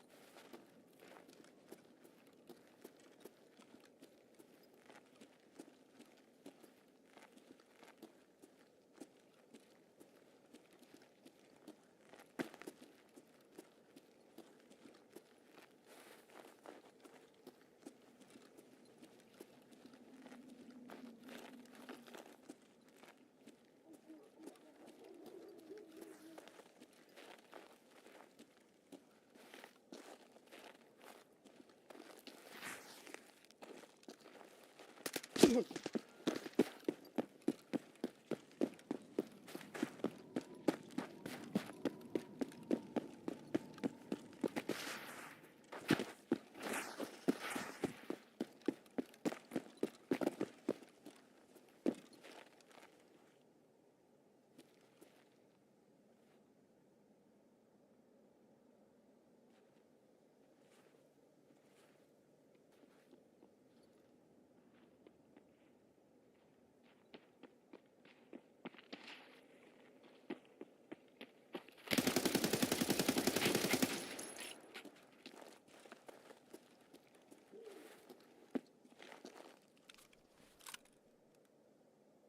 was a cultist.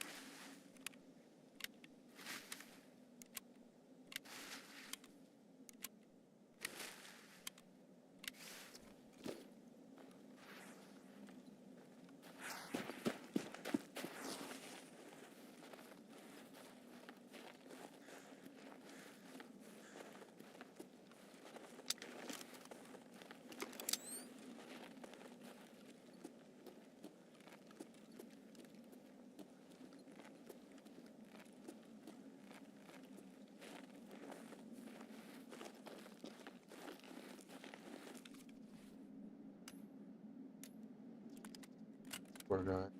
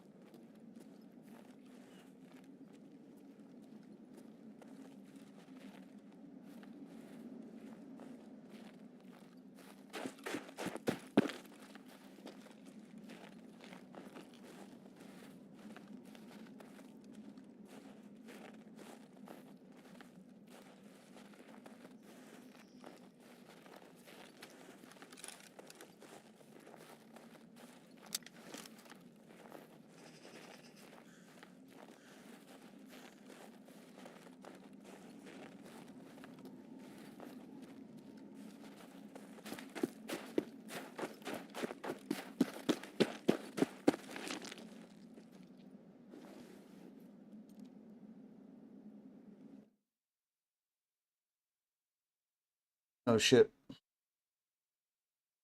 Um, been hit or miss, dude. Honestly, I got out this raid. First few raids I did terrible. Absolutely fucking terrible. I kept getting the shittiest spawns, and so I'd spawn and I'd have like a spawn on each side of me and just nothing I could do.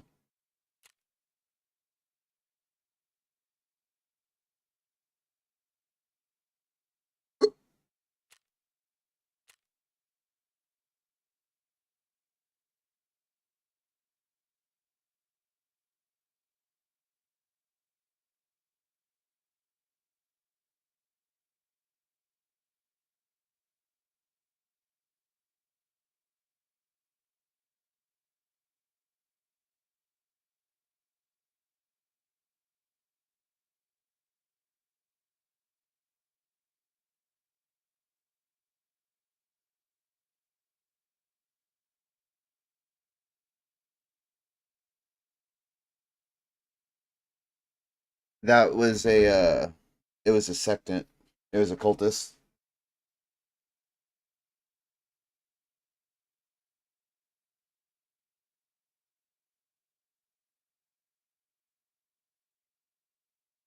Yeah. Yeah.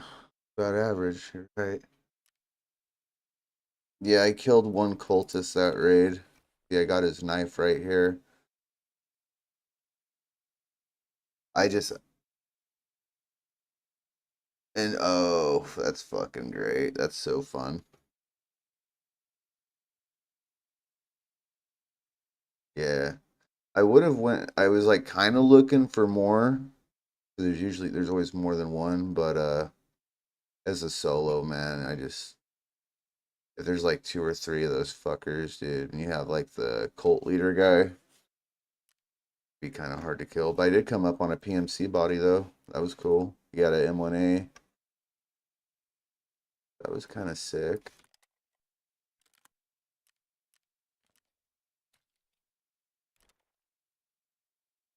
Dang, my shit is fucking disgusting right now.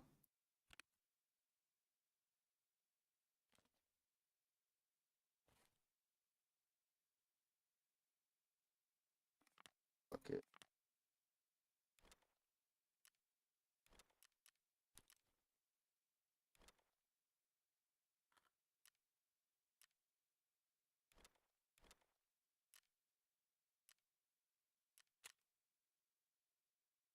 My stash would give you a heart attack. Yeah, the test. Yeah, it's a test drive gun. I still have mine that I got from the task. I haven't even used it, not once. I've been kind of holding off on that task just because, like, yeah, I could go and run it and then probably get killed, and then I won't have that gun anymore. And yeah, I need to stash that fucking DVL again.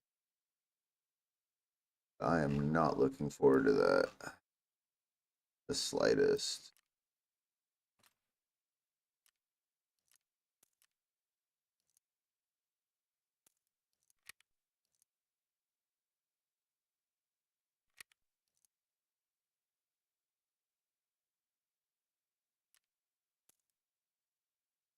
Uh,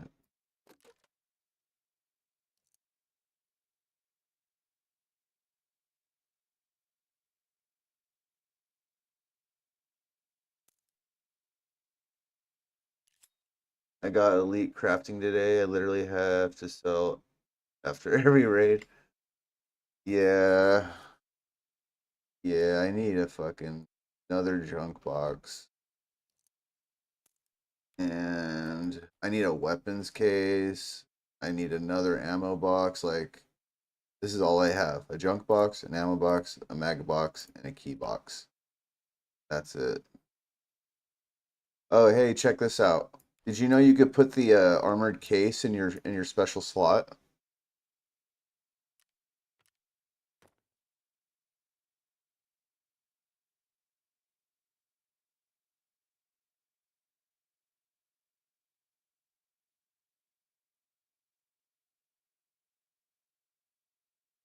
I don't know why they have that like that, but oh,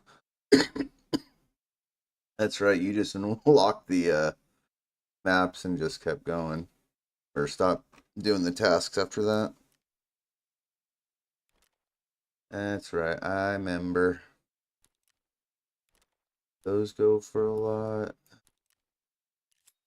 Poultice knife can go because I'm never gonna use it. I think I need that fleece.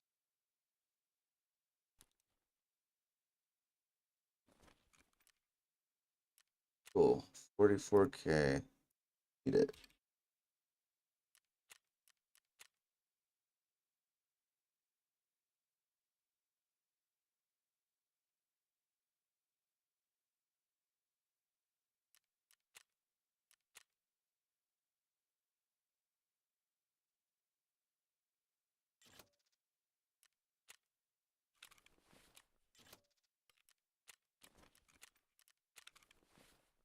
You need wait. I have 3 scav junk boxes, 2 item cases, 7 ammo boxes, 3 med boxes, a nade case, 2 mag cases, and a thick case, and they're all full.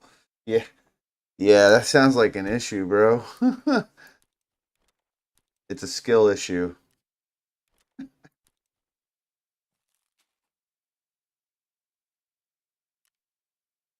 Yeah, I had to get one of these backpacks just for my meds because I still haven't got the med case for the task yet.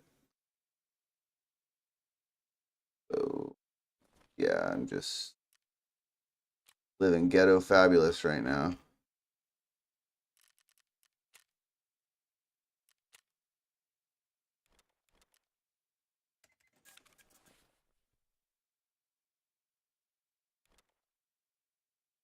Go, that can go.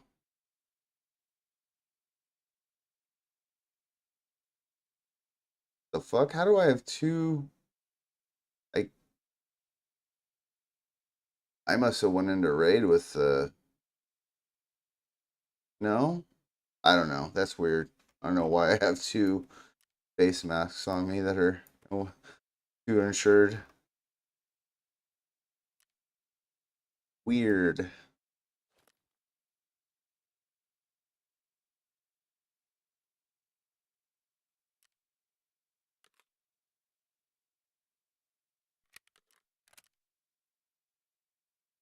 Oh,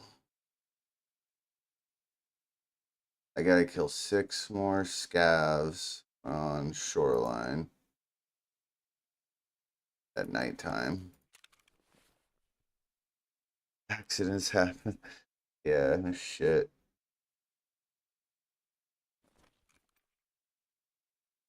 Wires went down.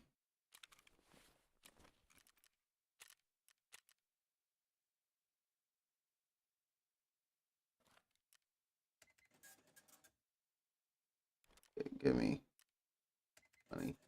I'm down to 6,800 USD right now. I haven't paid the 20K. I know you didn't, but kind of curious. I think there's probably more there's a more endings to the game than people know about as of now.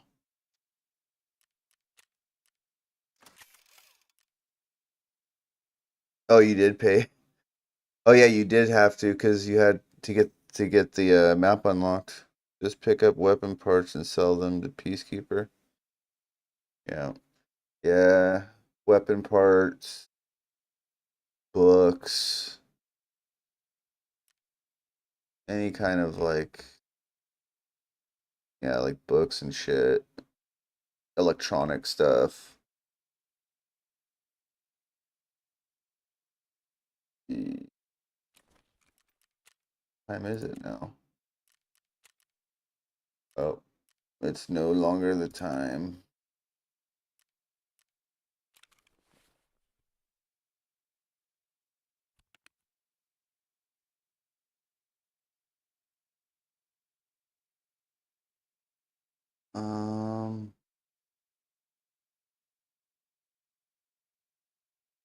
Yeah.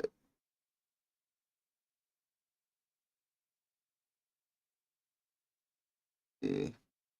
Where I craft aquamaris at Water Collector 2 and sell them for USD now. Got 2,000 for 15 of them. Yeah. Yeah. I haven't got my collector up to level 2 yet. Ugh. Everything's mostly, just about everything's at level 1, and I still have a few things that aren't even unlocked yet. What? Here, cheaper. Buy these parts. Buy that, buy that.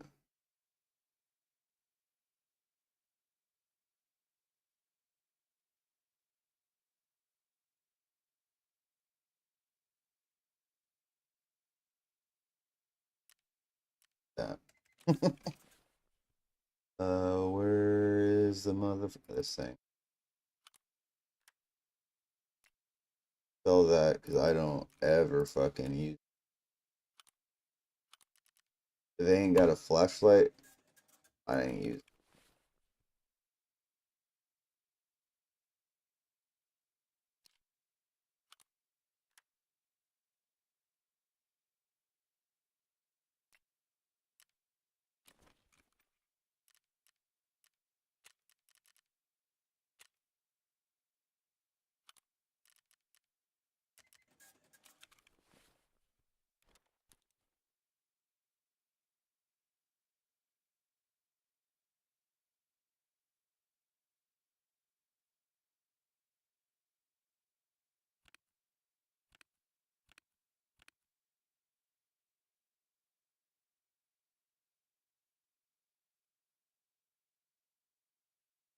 The gun parts right here I've been holding on to.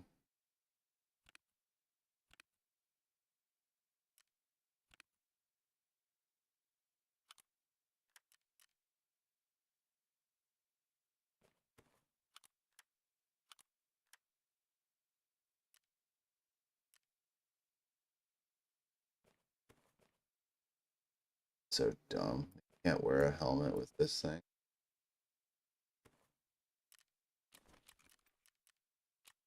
What's this? This motherfucker. Tag me. Oh shit. Are you running raids right now?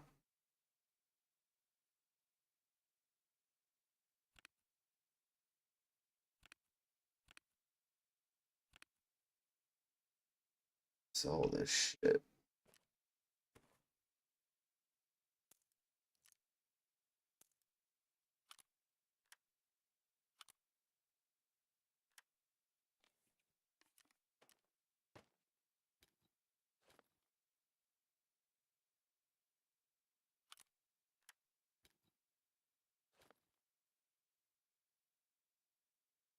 I bet I decided to clean my stash. I'll blame you. Yeah, realistically, I need to get rid of a bunch of shit, but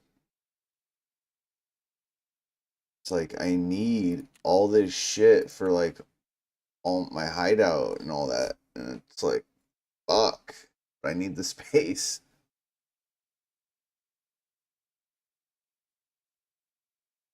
What? Don't wait. Didn't I need another tool set? I think I did. My hideout.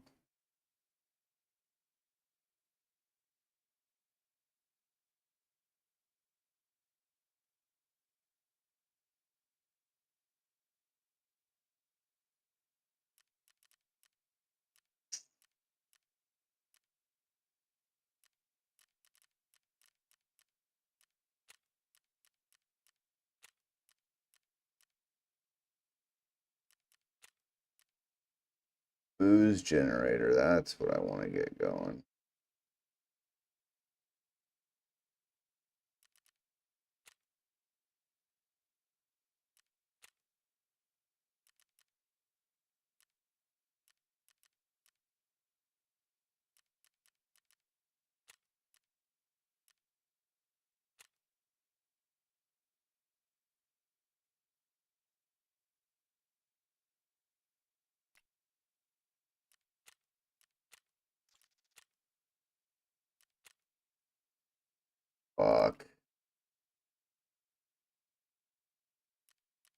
I need metal parts, and then I can finally get this stupid wall.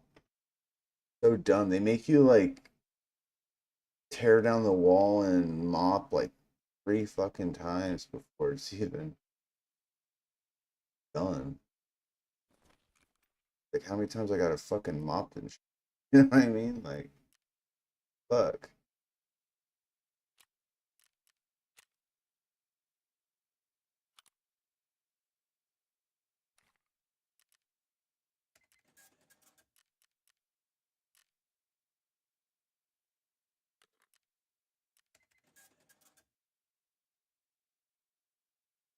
Oh, I can't buy that. That can go.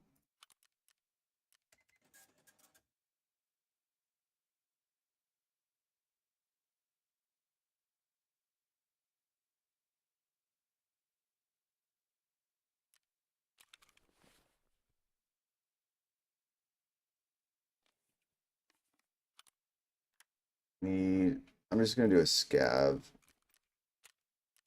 and look for metal parts. What else do I need? I need metal parts. Oh, the fucking pliers have to be found in raid too. Fuck. So I need pliers elite, 4 metal parts,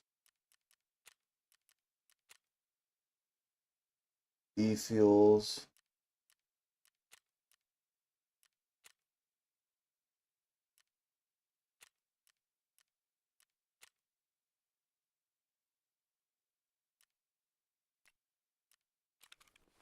Oh, I got this flash drive I can turn. Here. Boom, I'm done with that. Finally, I completed a task. It finally happened, dude.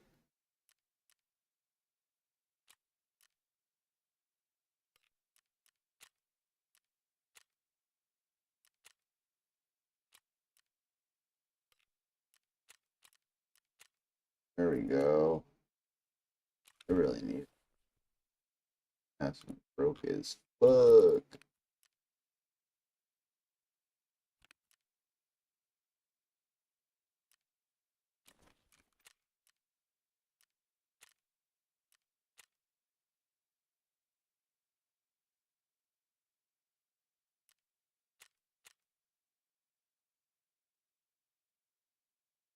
Go ahead and flip the And there's something on the ground. podcast again. Do you think that's what they're referring to when they say expose hidden knowledge to all citizens and with that coordinate? I don't want to interpret what someone else thinks or Sure. or comes to the conclusion of. But I take it as a warning. I perceive it as a warning. Others may perceive it in a different light, but that to me is just, it's a little bit shocking. Also going back to the Zeta Reticuli and what was the other one? Orion. Orion. When I looked up the light years, it wasn't with a point. When I looked it up, it just said it's roughly there. What is it, 39 point something? Yeah, 39.17. When you look it up, it just says 39. Well, what is the 0.7? What does that mean?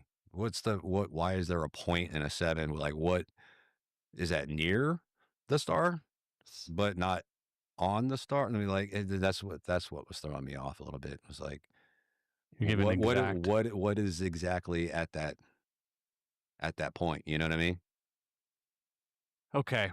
Now, once we grab the, let's say, subtext of this code, you're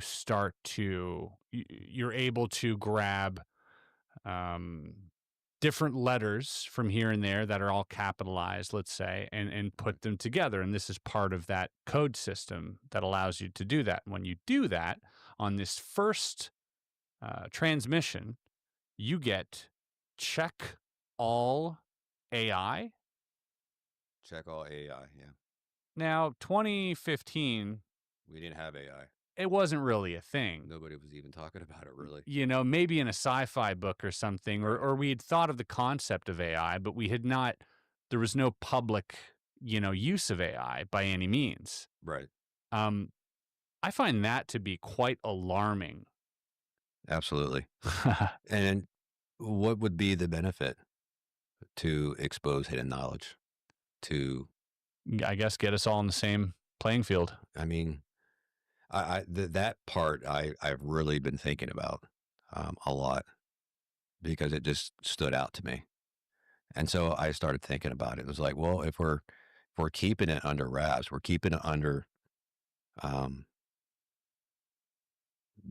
dark projects or um, groups that keep it really under wraps. What are they benefiting from it other than, you know, technology, military technology kind of stuff? Yeah. We want to be able to defend ourselves against adversaries, right? So when you have these dark projects, I'm just going off my own opinion here. Um, Nothing per se, but when you have these dark projects and they're working to reverse engineer or use the information to better military advancements, where we're able to have the upper hand per se in conflicts with our neighbors. We want to be able to have the technology to be able to defend ourselves. I mean, of course, that's what just about every country does, do they not? I believe. So when I think about that message and I think about how far have we come with these things happening behind closed doors and limited amount of eyes looking at them and scientists looking at them, we're not going to progress as fast that way. We're not going to be able to evolve Hmm. with the right speed that we need to be evolving at. So maybe I interpret that as maybe these shouldn't be dark projects. Maybe they should be a little bit more open. And no, you can't discuss weapons to the public. You don't want to do that because you don't want people going haywire with all the information and creating all kinds of chaos for everybody. So yeah, some things definitely need to be under wraps. However, a lot of things could be open. You know, maybe our universities and colleges can start programs in education to, you know, better ourselves, you know, where we have more students studying this type of stuff and have it in a more open environment where it's not so shadowed. Advance us in our transportation systems, advance us in energy, advance Mhm. us in lots of different things that we could use this technology for. And so maybe that's what I believe that's indicating. You know, of course, we don't want to. Yeah, open source it. We don't want a random civilian just building bombs and stuff out of Or any hostile advanced adversary technology. for that matter. Or hostiles. Yeah. Yeah. Okay. Great point. And yes, I do think that obviously, and it says here, advancement imperative for planetary survival, which I think is an interesting choice of words. It's not human survival. It's not alien survival. It's planetary survival, which scares me a little bit because I think, you know, I always think that, yeah, okay, we eradicate ourselves, the planet will be just fine. In fact, it'll probably be better off, you know, Without us. eventually. Yeah. Right. But planetary survival is interesting. Absolutely. And I believe that goes back to, you know, nuclear weapons. That's right. That's very destructive. It's we've done some very destructive things I agree. to ourselves and to our planet.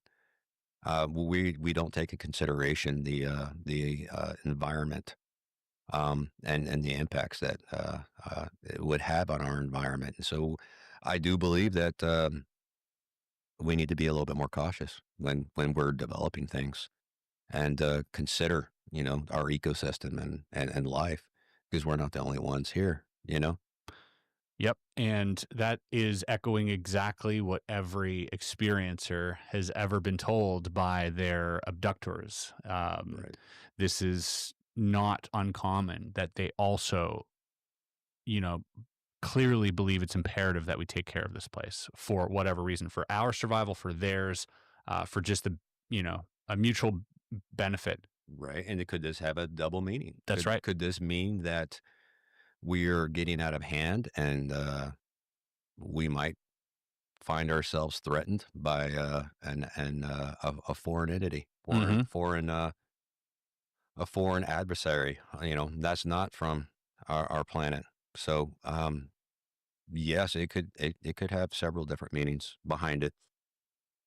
All citizens as well. This is everyone. Yeah. Okay. So this is the first, already we're seeing the technical sort of advanced version of this binary come into play here as multiple codes. This is like some Da Vinci Code stuff. This is like a puzzle. It's insane. And you love puzzles. I love this is absolutely a puzzle. This is my favorite puzzle ever. Right. Now we get into the second message. Now, let me pull this up here. I'm gonna get back here to where I was. The second message, October. This is October to January 2016. Now, there are multiple messages here that combine to make this. Right. And I'm just going to go ahead and read the first message, not the decoded versions, because there are, again, sub-messages within the messages. Right. This is where, oh, by the way, before I actually get to this, Dr. Drew pointed out something really, really fascinating with the crop circles. Oh, yes. Right. So, and this relates mostly to that first message. If we look at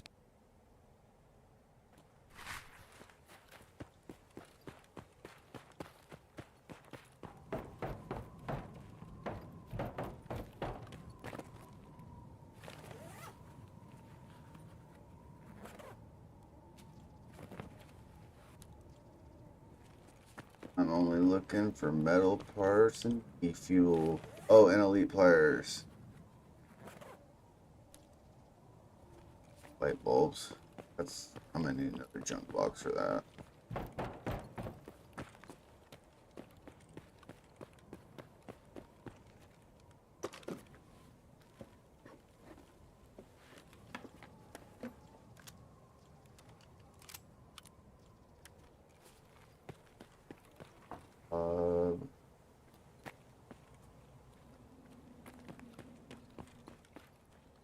ERS. Ew. Okay. Ew.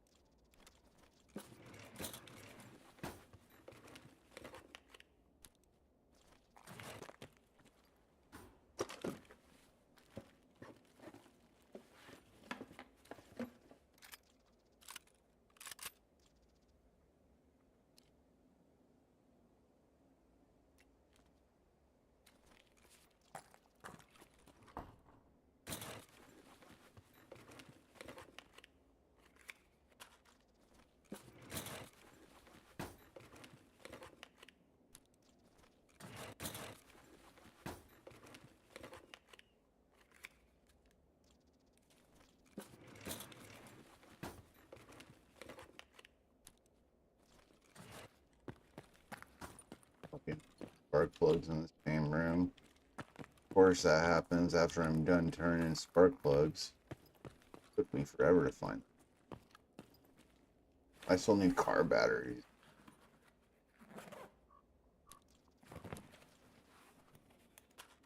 Like, why the fuck am I running around risking my life for some fucking spark plugs and shit, you know? Better buy that shit fucking AutoZone or something, bitch.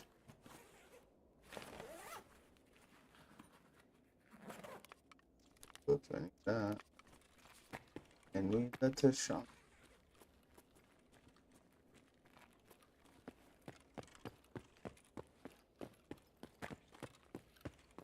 Go down the hole we go to the pit of death. Your body. Is there a breath? Nope. He died because he shot up some meth.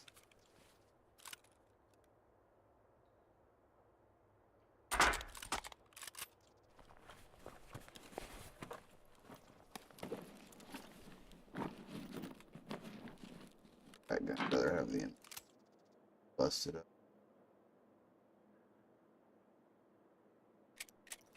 Oh. All SP. I want it. Give me his.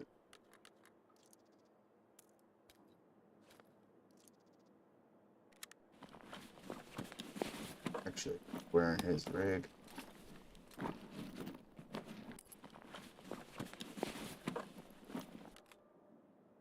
Ooh.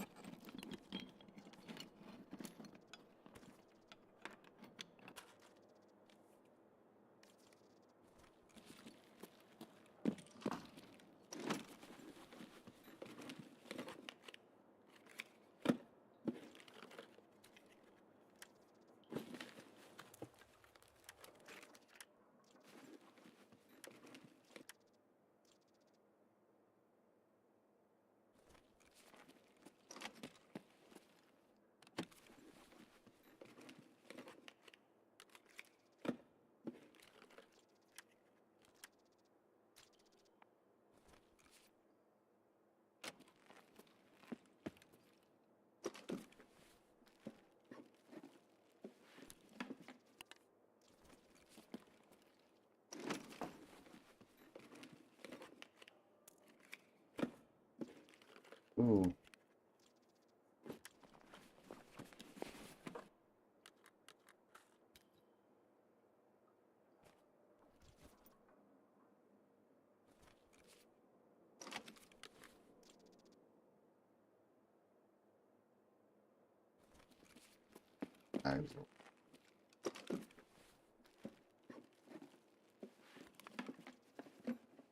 Class 5 armor. Big. Oh shit, it was a class 5. Hell yeah. Need that, dude.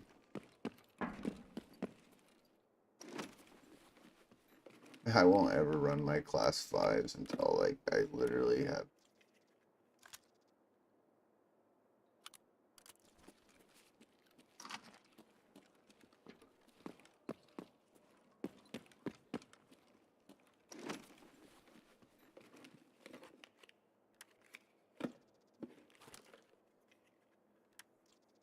Gas.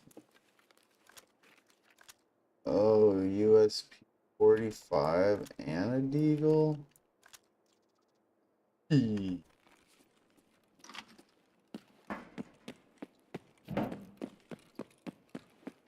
Yeah, wait. Metal parts in here, maybe?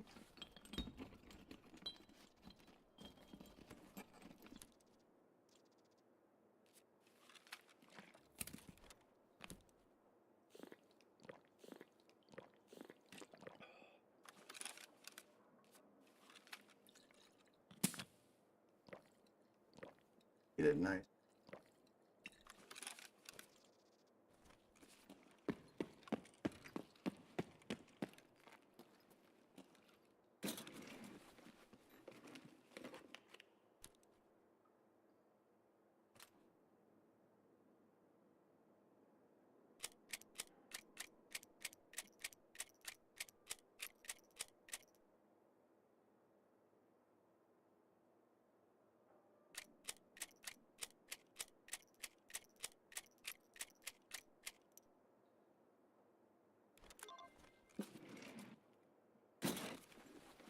Needed tape. Okay.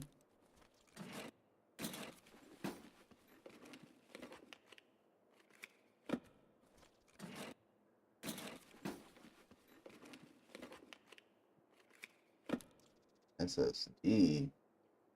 Ooh wee.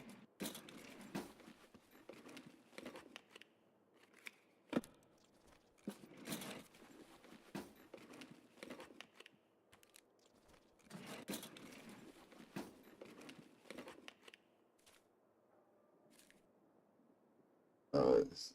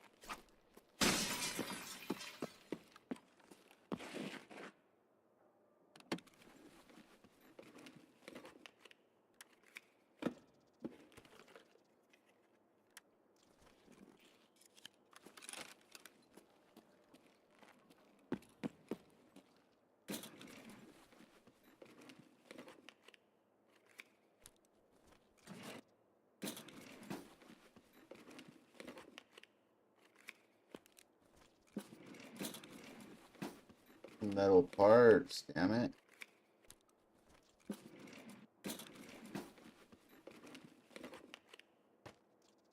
Ooh, there we go.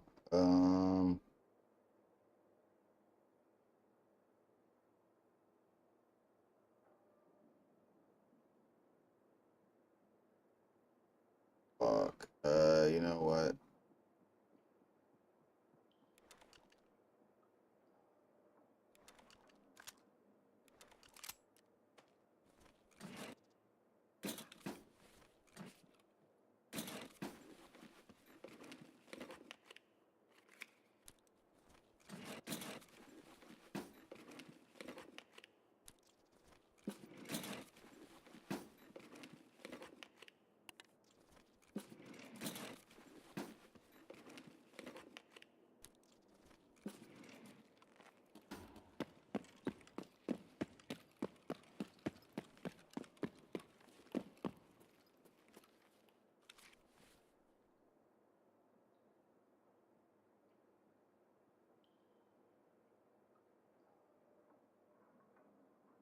Fuck that, man. Вроде никого.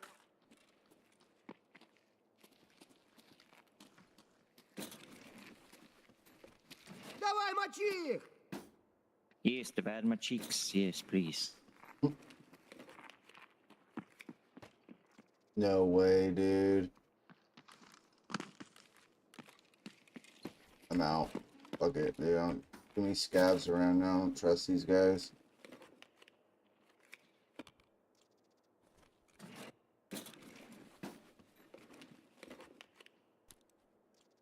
That. Oh, rat poison?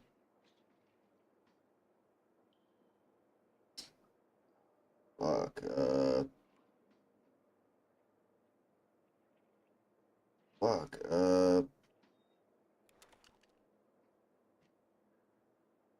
Need it. I need it though. Easy.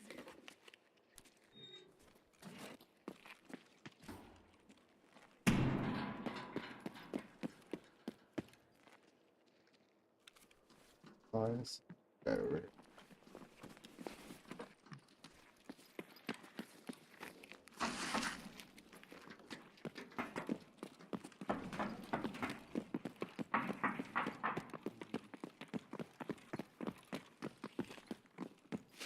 С утра выпил, день свободен.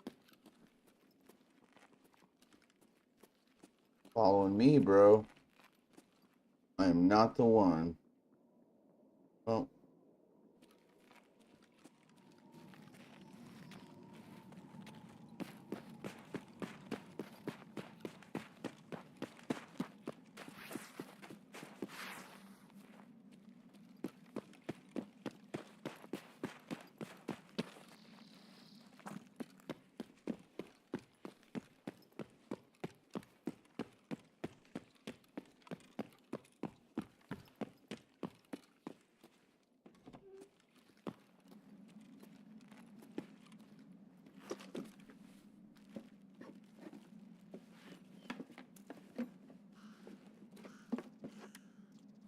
With me finding all these face shields, man.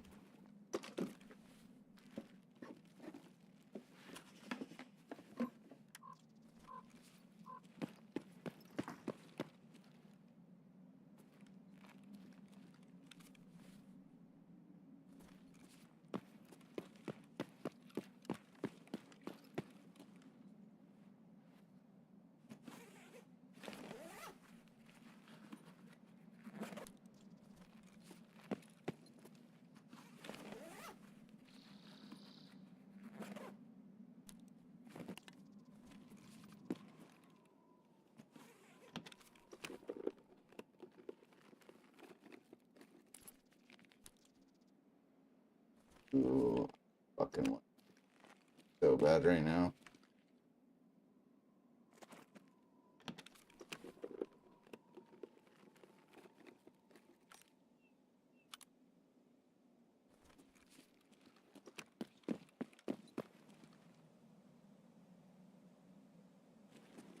Five M.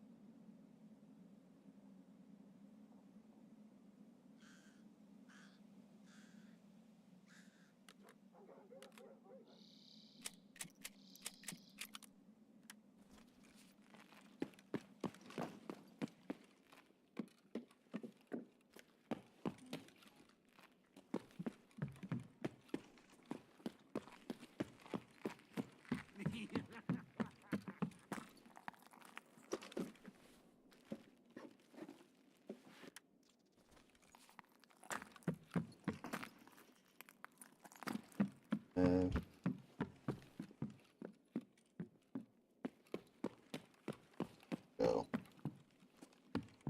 Getting a little too greedy. Let me see. Another fucking tool set.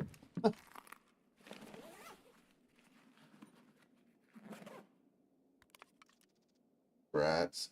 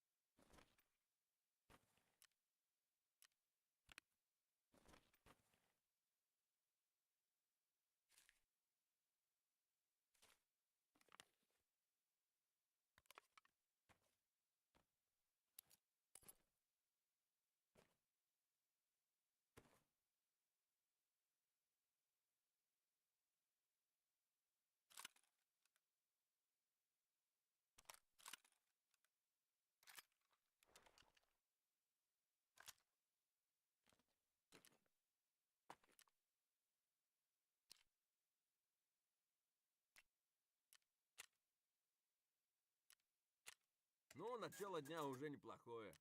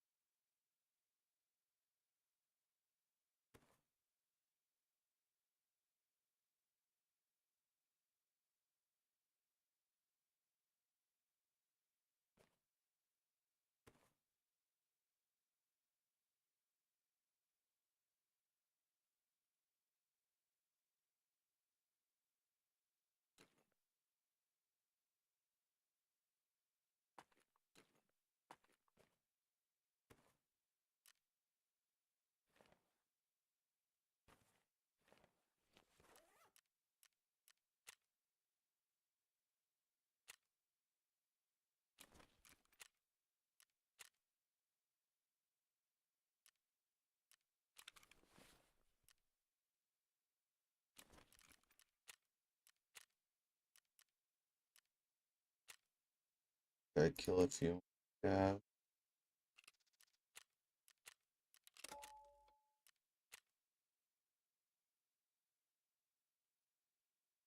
Specifically, there is a crop circle. There are a few crop circles, but there was the well-known Arecibo reply. So in 2001, a crop formation appeared inside the Chilbolton Observatory that many believe mirrors a reply to the 1974 Arecibo radio message. The symbolic signal designed by Frank Drake with help of Carl Sagan and Linda Saltzman Sagan and transmitted from the Arecibo Observatory. That original signal described basic human biology, DNA, and our location in the solar system, and the Chilbolton Formation appeared to mimic the same digital structure, but obviously with some key differences, including biology and where they were located in their star system. 1 year later in 2002, another unsettling formation appeared at Crabwood, showing the face of what many described as a gray alien beside a disk of spiral binary, revealing the warning, "Beware the bearers of false gifts and their broken promises. Much pain, but still time. Believe. There is good out there. We oppose deception. Conduit closing." Then in 2015, a massive binary-style formation appeared again near Turin, echoing the same warning-style layout and reinforcing the pattern people had already noticed, along with the Latin phrase, "Timeo et ferentes." I fear those who bear gifts. So in 2002, there's this message that pops up with this beautiful work of art of what seems to be like a gray alien. 3 dimensions. Yeah, and it has a pupil, Right. right? Which normally you don't see, and we'll get to that in a second. Right. Which I found very interesting. You then have this massive circle that has all these dots that seems to be some type of encoded message, and then you have these 3 sort of lights that kind of represent Orion's belt, which, again, for many reasons, very fascinating. And the message translates to, "Beware the bearers of false gifts and their broken promises." And it shows the Orion constellation, and it shows these sort of grays or whatever. And now we have your message, which says, "Beware of Orion." Now, there's 2 things here that say beware, and they're both picturing Orion. I don't think that's a coincidence. I think that's What's so confusing for me is there's so many similarities with so many different things that they require more in-depth look. Yeah. And so that's where I get intrigued is how so many different things line up with others. It really throws you back. It lines up with what Bob Lazar was talking about too, with, when he was briefed in those documents, it said that the craft and the beings, the kids, as he refers to them as, were from Zeta Reticuli. Oh, wow. Yeah. So, and then obviously Zeta Reticuli pops up the first time we ever hear about it. Not the first time we hear about it, but the first time we see a diagram was from Betty and Barney Hill. Okay. Was Betty Hill was shown this diagram of like this star map, and she drew it, and then it was lined up years later once we discovered this binary star system, that it kind of matched Zeta, the Zeta constellation, kind of perfectly. Oh, wow. So there's something really important about that. I don't know what it is, but clearly it seems like we're warned about it. Right. All right, this brings us to our next message, and I'm sorry I'm droning on here, but I really want to drive it home to the viewers. There's a lot of information here. Oh, absolutely. And so I'm sorry if I'm taking up a lot of the airspace, guys. I'm just kind of running you through this. I could talk for hours. Yeah, this is endlessly fascinating to me. Right. So the next message here reads as follows: imminent threat soon upon Earth's leaders and civilizations. Right, there's a bit of a deviation there. Yeah, deviation. We can assume it's civilizations. Expose and disband hidden knowledge to all citizens. Once again, employ safe and controlled joint study to all minds. Progression imperative for combined survival. So in this particular text, one word that stands out to me right up top is the word imminent. Now, where have we heard that before? Right. Lou Elizondo's. Lou Elizondo, yes. do you think that title is a reference to this in some way? I'm unsure. I mean, it's one word. I'm sure it's been used many times by others. I don't know if it came to him. Do you think Lou was aware of this? I'm not sure if he was. That I don't know. Hmm. I worked with Linda pretty exclusively for quite a while.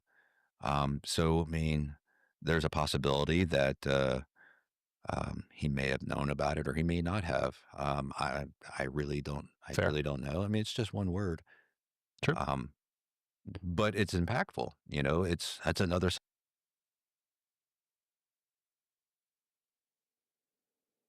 It dangerous. I am the darkness. Lapse in the night. Oh, where the fuck am? Oh. Oh yeah, I need to go this way.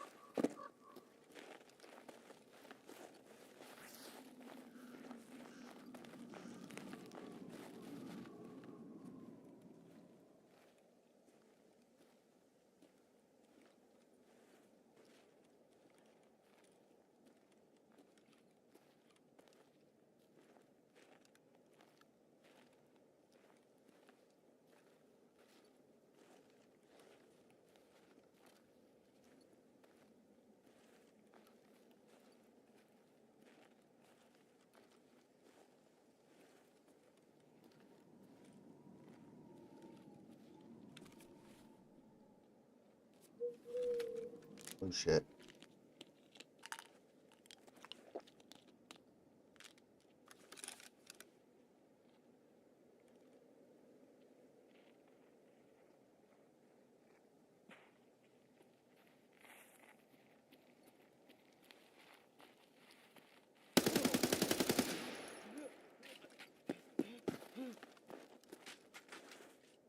Well, I'm getting reported for that one.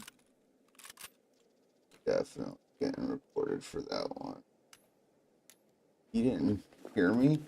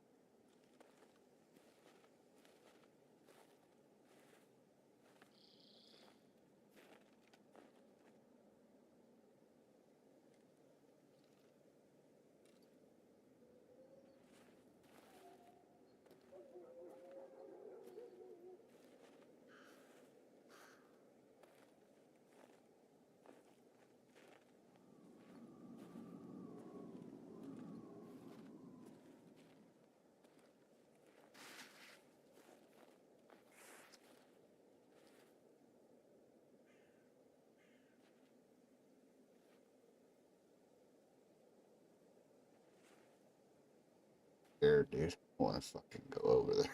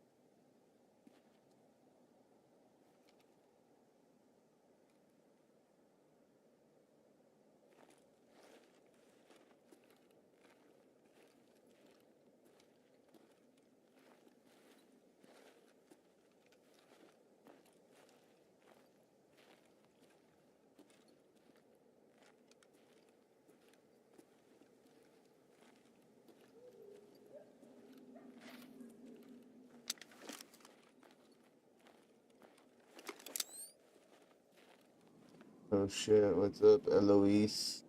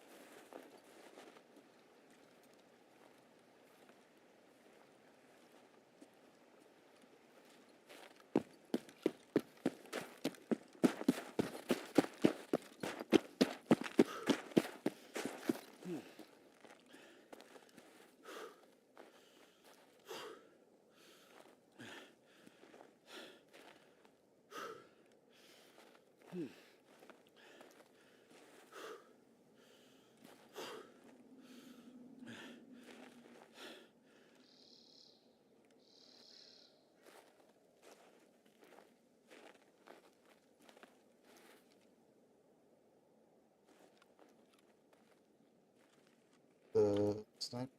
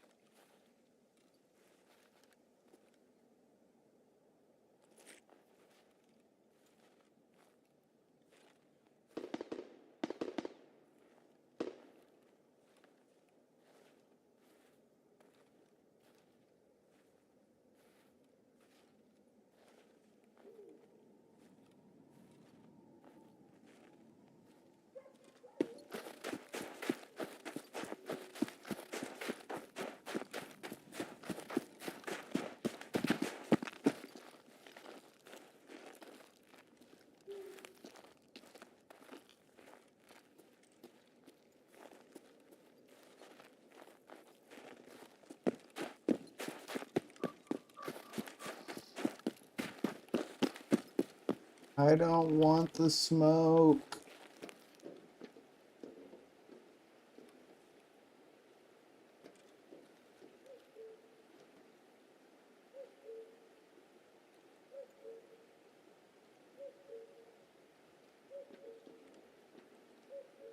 I want to know what the fuck that was over there, but bad spot.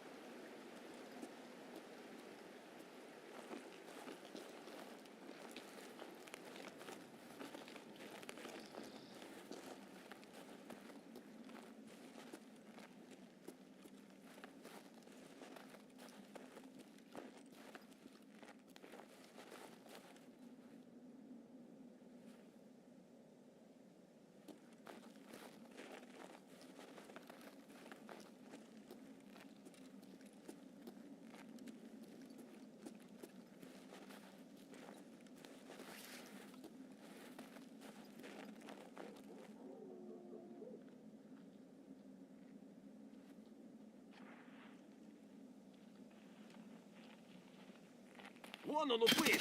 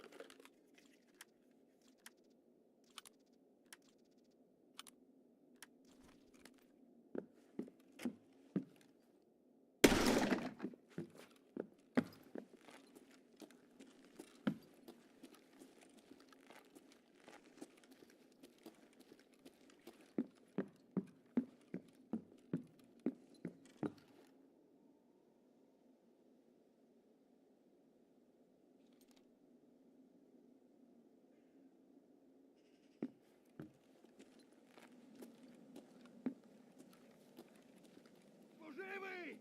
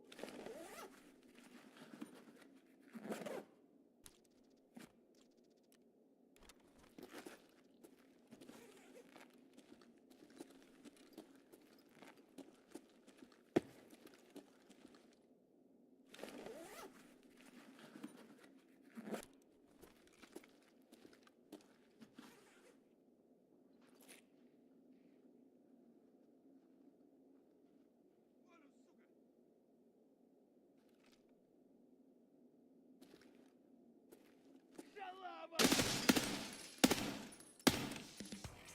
Не обижу, ей всё!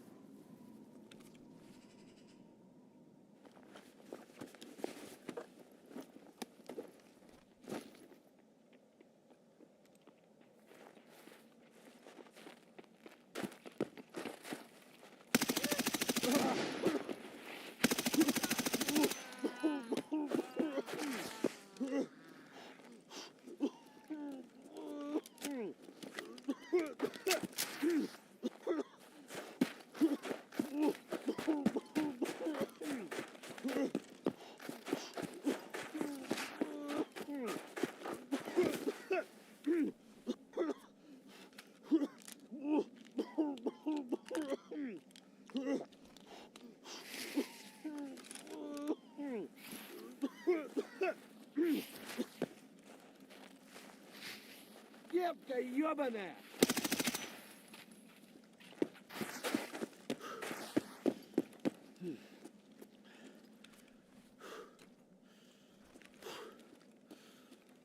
Прям берцы!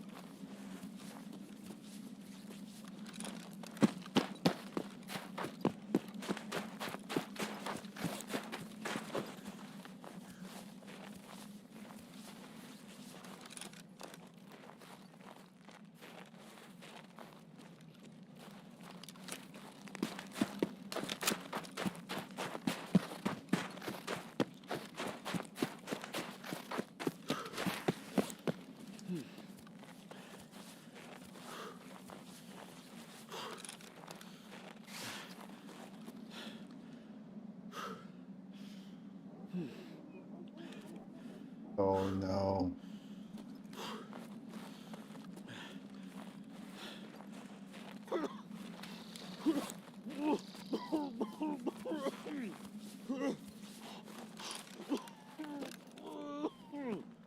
Shut the fuck up, dude. Shut the fuck up.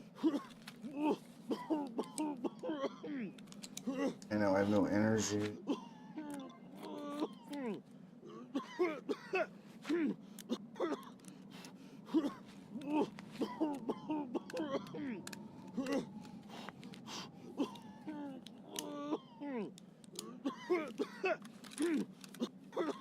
Oh, you fucking kidding me, dude?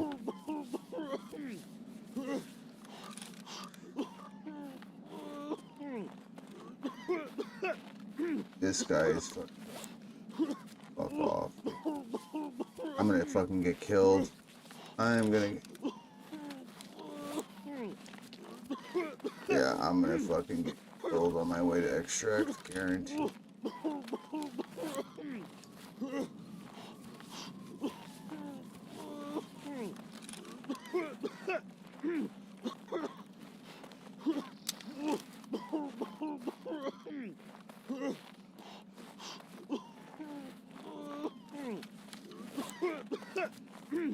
Shut the fuck up, dude.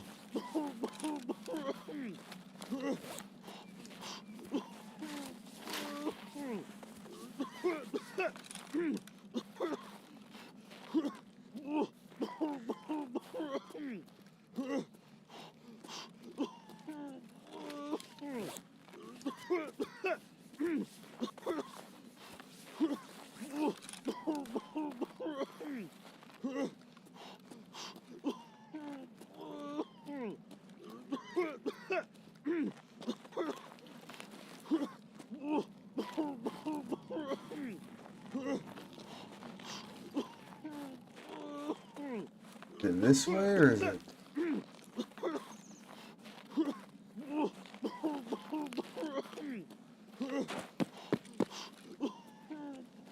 It's not right here. I gotta turn around.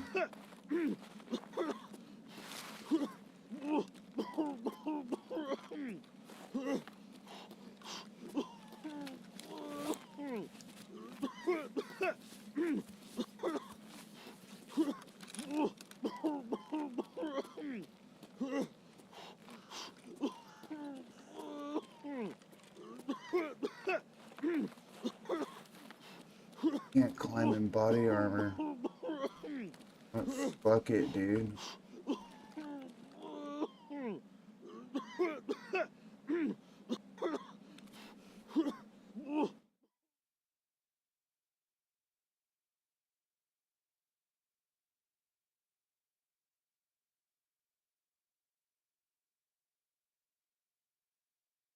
Oh shit, it's fucking 4:30, dude.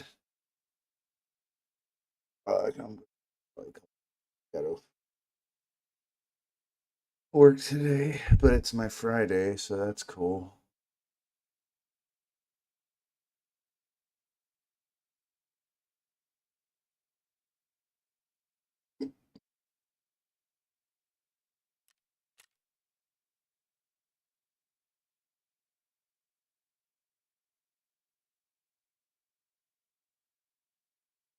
Oh wait. Killed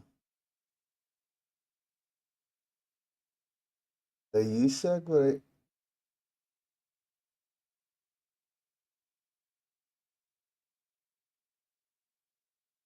After I got the M4,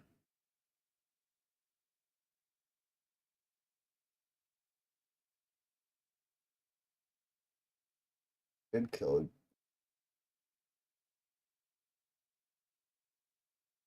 I took his M4. I killed a USEC, huh? I'm gonna have to go back and watch that game.